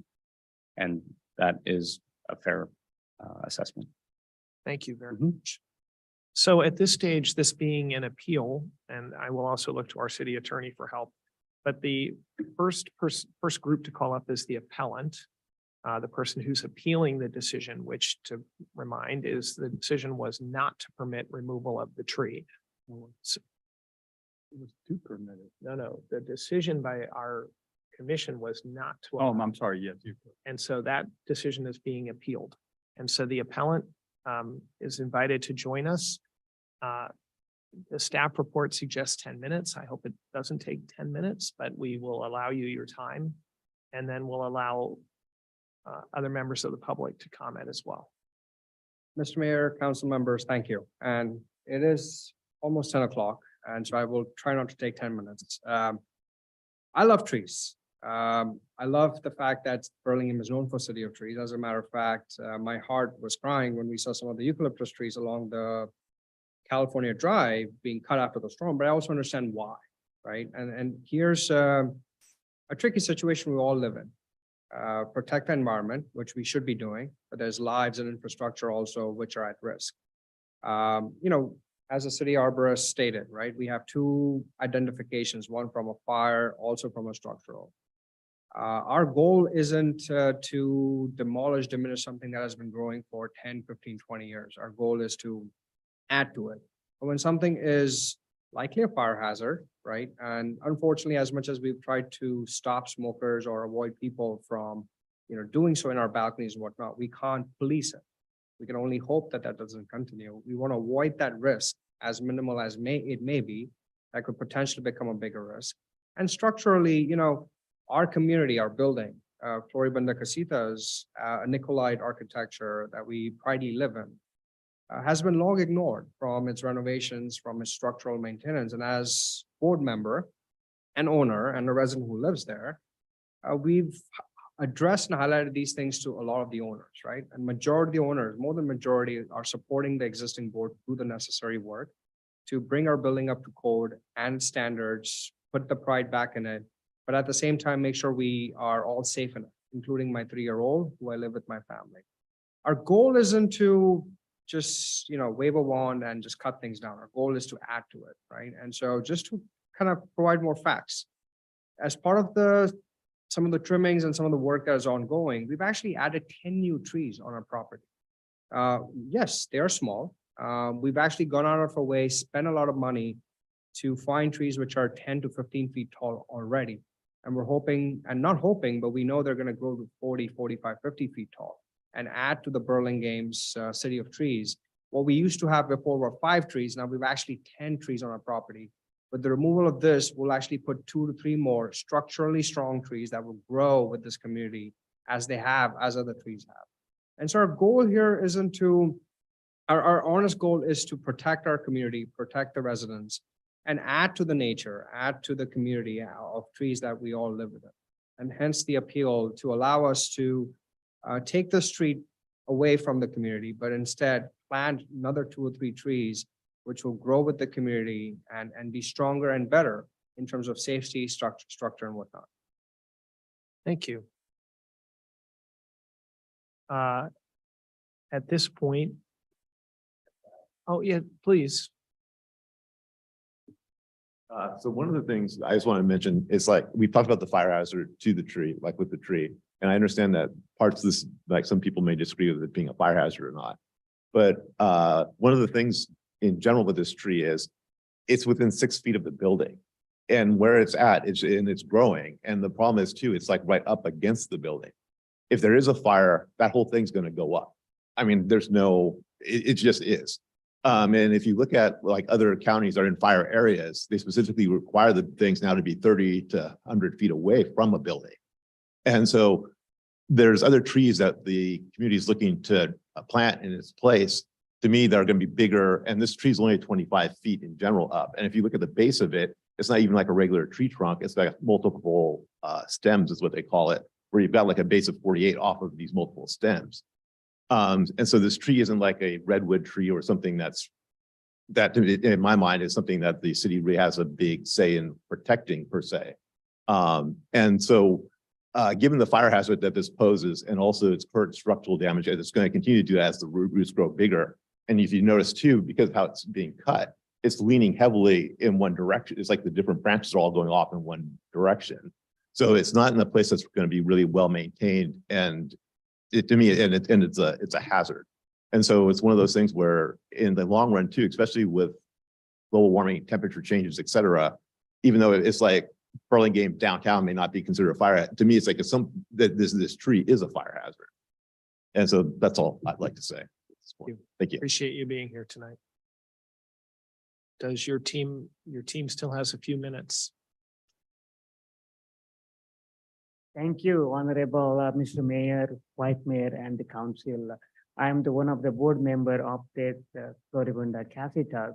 So safety is the most important for us with the interest of the community. As you have seen in that PowerPoint, that tree is literally very close to the wall and touching the 2-3 units across the 3 floors, and also next to the balcony where children live, many old people where 80 to 90-year-old people live. It's hard for them to hurt. By accident, if children throw anything, little firework, and something happens, if these are known to be potential for fire hazard, then get into a big problem, with a big liability for board as to the interest of community. So therefore, I request the Honorable this Council to replace this tree with other tree so far away from the wall to ensure that we do not have a fire liability, and the same time we're going to preserve the green ecosystem within our community. That's what we pray to the Council. Thank you. Thank you very much. Just before yes, please rejoin and Comments, one of our community members actually online, so I don't know if there's a separate time, but if they want to add them, Justin, he is on Zoom. we can also catch them in public comment. But what I would invite you back to the podium for a second.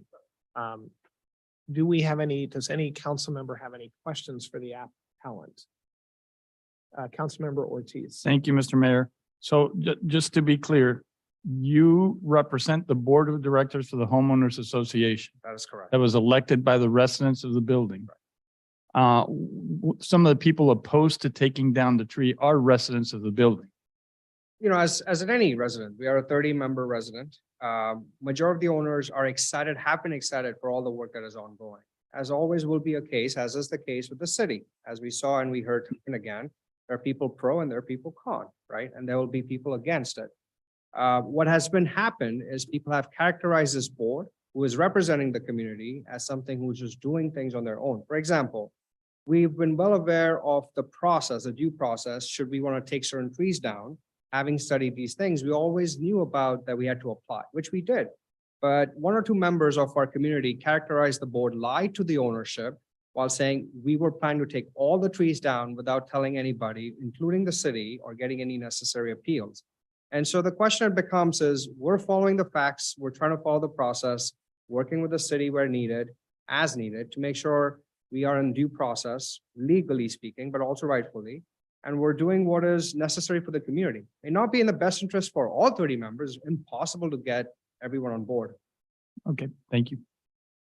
Any other questions, Councilmember Beach? Yep, just to clarify, and thank you both for the presentation so far. If this tree, you're talking about replanting, so if this tree were to come down, what's your vision for replanting, and where would that tree or trees, would it be multiple trees? We're definitely looking to add at least 3 trees. For this one tree, that's Correct, that would, as we did. So we actually, there's a hemlock that was approved for removal and it was removed. Instead, we added actually 4 new trees. And we were planning on doing the same. We have space, we've identified the space, we've been working with landscaper artists and the arborists to ensure that we add something which is again adding to the community, but at the same time, it's not potentially causing safety or structural hazards.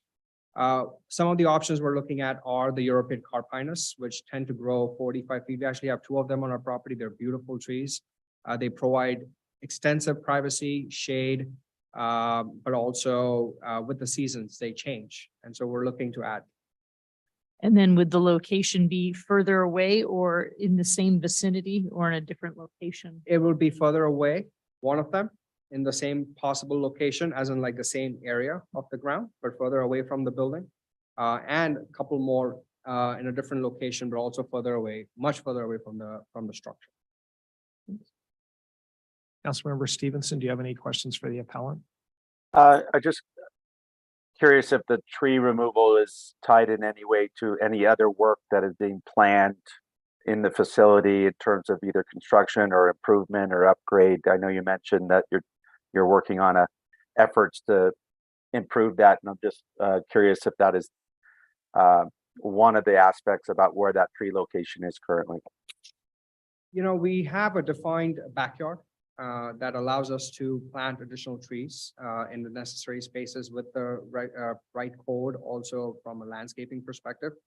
Our goal again is to uplift the whole community. Unfortunately, our community has been tagged as a neglected Nikolai, and it just really hurts, to be honest with you. Some of the owners who've lived here long enough, they've literally ignored it, adding to our extensive cost and liability of being an owner in this building, owner of this community and city. Our job is to bring the liability down for the ownerships in a meaningful way. Our new landscaping actually is projected to save us thousands of gallons of water because we went from sprinkler systems, which were broken underground, to now drip system. And so we're now actually aiding to our nature and conserving water in a state where we've constantly fought for water conservation and drought related issues. So our efforts are all in that same direction to plant trees. As a matter of fact, the city arborist came on site with the new landscaping that's done. We've had to pause this section because of this appeal, but he himself was able to see a lot of new plants and trees that we planted and appreciated where in the direction we're going. Is that sufficient, Mr. Stevenson? Yes. Mr. Shaw, thank you very much. I'm going to open it up to the public at this point. Would anyone like to comment? Yes, please come and join us.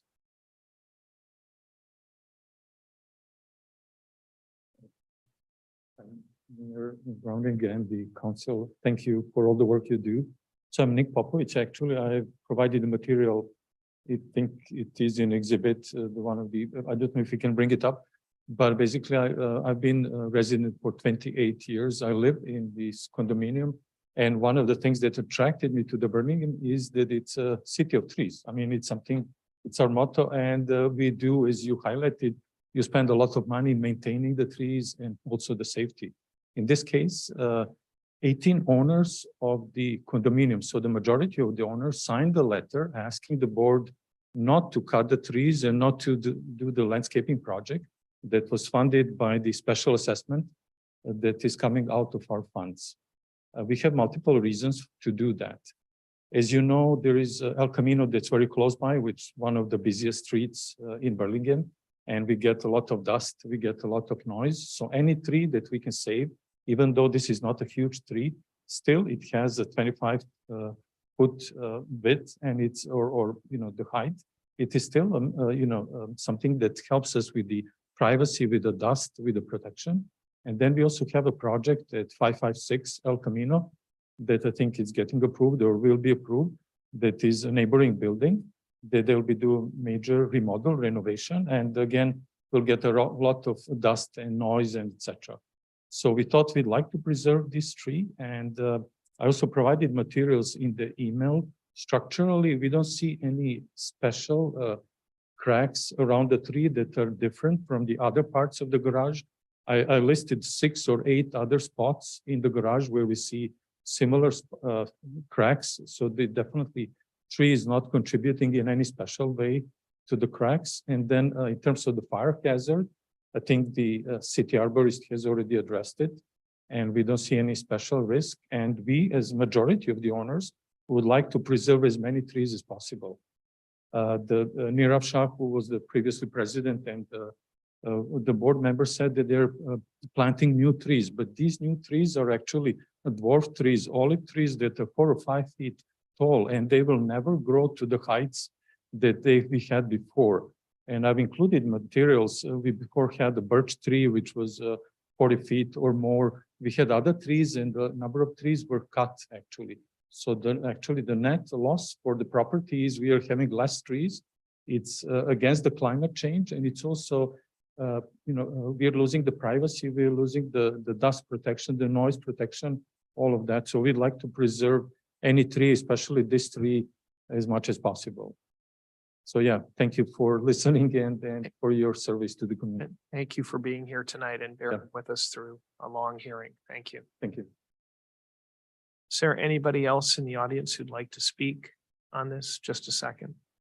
We do have a member online. Great. So let's go to the online comment.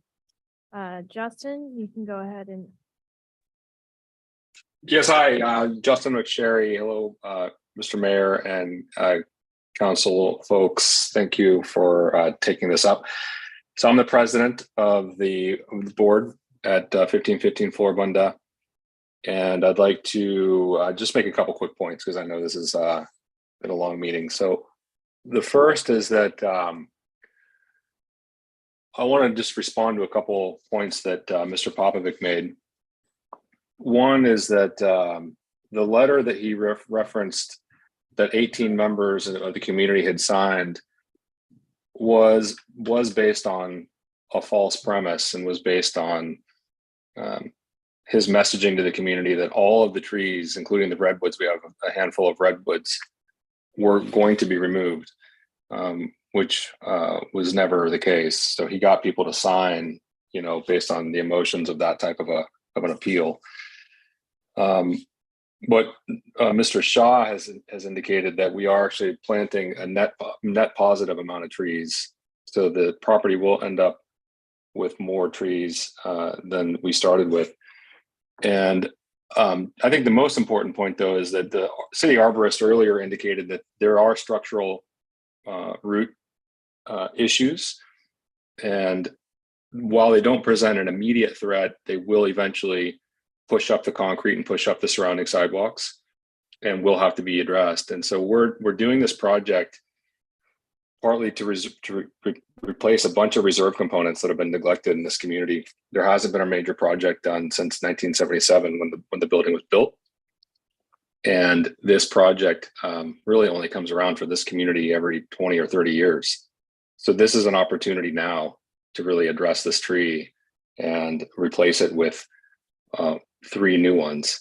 So a net positive amount of trees, doing away with the threat to the infrastructure and the fire hazard for that matter. So thanks for taking my comments. Thank you very much, Mr. McSherry, for joining us. Are there any other comments online? No. Okay. I have a question. This is a good time to ask. Yes. Members. Sure. Thank you. Could you just clarify, will there be, well, maybe to the board project vision. Is there any plans to rehabilitate the sidewalks or just do tree replanting? We're actually in the middle of fixing the sidewalks. As you've seen, some of them have been lifting. And so we're not just wanting, once we get it, we address the roots, and we can address the sidewalk so that tripping, liabilities, children, my 3-year-old, no one eventually falls or trips or hurts from it. I even have elderly parents who live with me. And so we want to make sure that that's part of the entire project. So in terms of the outside projects, there are obviously more inside projects happening. So this particular area, would it have sidewalk repair That's right. conducted? Okay, That's right. thanks. Any other questions? I'll give you just a few seconds. You've had 10 minutes. So if you want to make a final point. I literally have 30 seconds. I just want to point out something real quick, as one of the owners mentioned, right? Let's debate on facts. I don't appreciate false facts, or I would call it lies. I encourage, the arborist was there. I encourage anyone who wants to come. Our trees are not 4 to 5 feet that we planted. We actually went out of our way to spend thousands of dollars to plant trees on average, right now, they're between 9 and 15 feet, brand new trees. And these are scaled to go up to 45, 50 feet if kept well. And so I just wanted to make sure the facts are well known. Appreciate it. Thank you, Mr. Shaw. Okay. We can't really go back and forth, but we appreciate it. We did read your materials that was in the staff report, actually both sides, the appellant and the concerns. So I think we've consumed that. Colleagues, we have to make a decision, and I will just say, as I open it up to my colleagues, this is particularly difficult because it really is a private dispute. This is an interior tree. It's got very little visibility from the rest of the city, and it feels unfortunate that we're sitting here trying to determine what really ought to be managed privately, I think. But that said, it's an appeal, it's a book. So Mr. Ortiz, do you want to start us off? Thank you, Mr. Mayor. And I was thinking exactly the same thing. It sounds like there's an issue with the homeowners association that needs to be resolved with the homeowners association. And you brought it up to the city council to make a decision that you guys need to work out. Our city arborist looked at it, determined that it was okay to remove the tree. I listened to the beautification commission. I didn't get the sense of why they reversed that decision and what it was about it. It wasn't just, I listened to it again, and I even called the city arborist to try to clarify. So to me, I'm going to go with the expert. He said yes. And I'm going to leave it to the homeowners association to work it out. His saying yes doesn't require you to take the tree down. So you can go and have a conversation and determine if the majority wants it done. And, but I'll put it right back on your plate. Good luck with that. Okay. Who'd like to go next? I'll go next. Good. Councilmember Beach. Yeah. I concur with Councilmember Ortiz. I do think, I wish, it pains me to think that somebody thinks 18 people out of a 30 unit doesn't want to see this tree gone. It's an attractive tree, yes, growing strange and probably causing some damage. But hopefully you guys can work that out. But if our arborist thinks there's some issues with it, if there's some safety concerns for trip and fall and for just being placed in the wrong place, and there's part of a larger project. I think if our arborist thought that it was reasonable to allow it to be removed, I can go along with that. Okay. Councilmember Stevenson. Yeah, I echo Councilmember Beach and Councilmember Ortiz's comments. Relying on the expert opinion of our arborist and informing us as to, issues with the trees and the original approval to remove or process part of that. Having interacted with HOAs over the years in different capacities, particularly with my parents and things, I just encourage that you go back to the table and reach consensus within your owners group and try to make the right decision. And I also encourage you to make sure that that voice is heard and that there's interest in protecting the trees or adding to the foliage in this unit. And I would encourage you that that's part of your plan and you follow through with it. But at this point, I'm going to default to the arborist. Thank you, Councilmember Stevenson. Actually, I have a quick question for our city attorney. In making a ruling on an appeal, are we allowed to put conditions on or not? Yeah, yes, you can. Okay, yeah. So I appreciate that. So one, I just want to praise everybody who lives in that building because I've noticed the improvement from the street. I don't go in your backyard, but from the street, the new signage, the new numbers, that's all really pretty. I think you guys are doing a good job from the front, and we all appreciate that when somebody takes care of their property. It is unfortunate that you have a dispute about how to manage the landscaping. I would, I'm going to join the consensus to allow the HOA to remove the tree. I will say that I do that with some reluctance because I like to support our commissions. But I didn't hear any very compelling reason why not to allow a not really great tree to come out. I would like to propose to my colleagues that we condition it on the planting of 3 new trees, which we've heard several times. And I think then we can all put our hands on our heart and say that the environment will be better off in the long run for removing this particular tree and having 3 new ones instead. And I don't really need to say much more than that, probably. So, I would only add one thing, Mr. Mayor, is that, yes, sir. yeah, I would only add, I'd like that condition. And as long as those trees are in the approved list of trees for planting. Yes, I assume that they would be, but that's a good add. Yes, Mr. Member Ortiz. Can I ask a question from our city arborist? On the original approval, did that require a tree replacement? Yes, generally it is 1-for-1, 24-inch box tree, needs to be standard form, which is single trunk. Many of the trees that they have planted on their own are multi-trunk. Those do not count towards the total. And then there's certain species that we avoid. We really want to encourage large trees in the urban forest.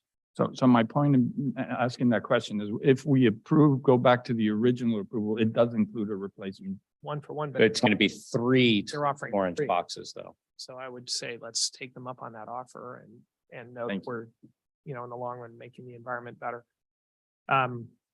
So maybe I'll just turn that into a motion to uphold the appeal, reverse the Beautification Commission's decision, allow the HOA to move forward on the condition that 3 new trees that are on the approved list that we have, right, Mr.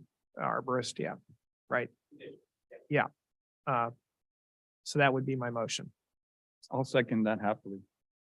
Okay, so there's a motion by the mayor, seconded by Councilmember Ortiz. If we could do a roll call vote. Councilmember Stevenson, Yes. Councilmember Ortiz, Yes. Councilmember Beach, Yes. Mayor Brownrigg. Yes. Thank you all. We also appreciate the contrary point of view and the evidence that was presented.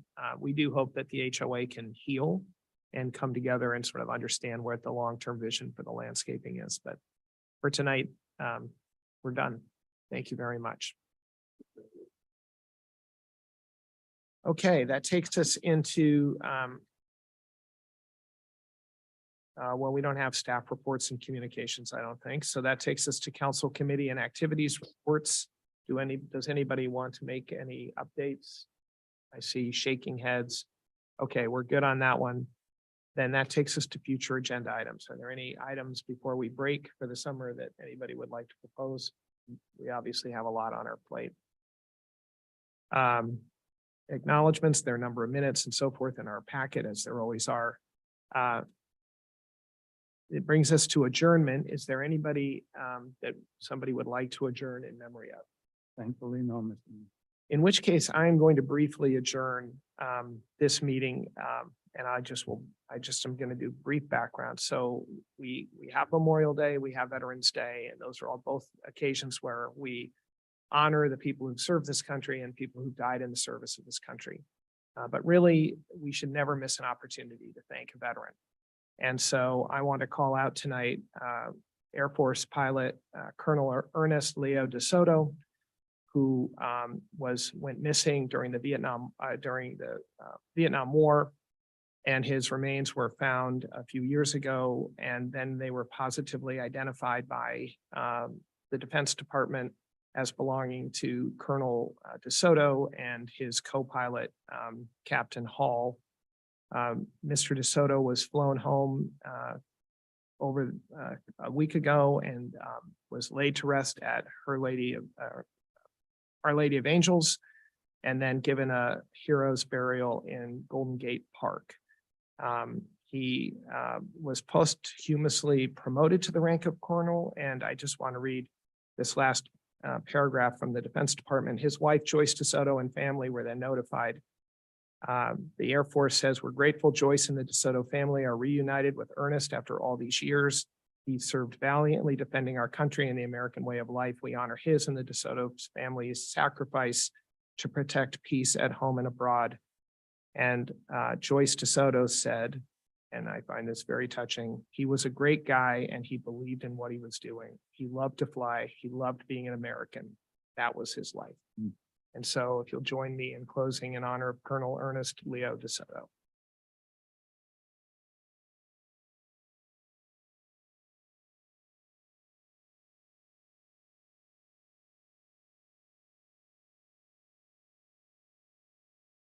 Thank you very much. Good night. Thanks for doing that, Michael. That was a great.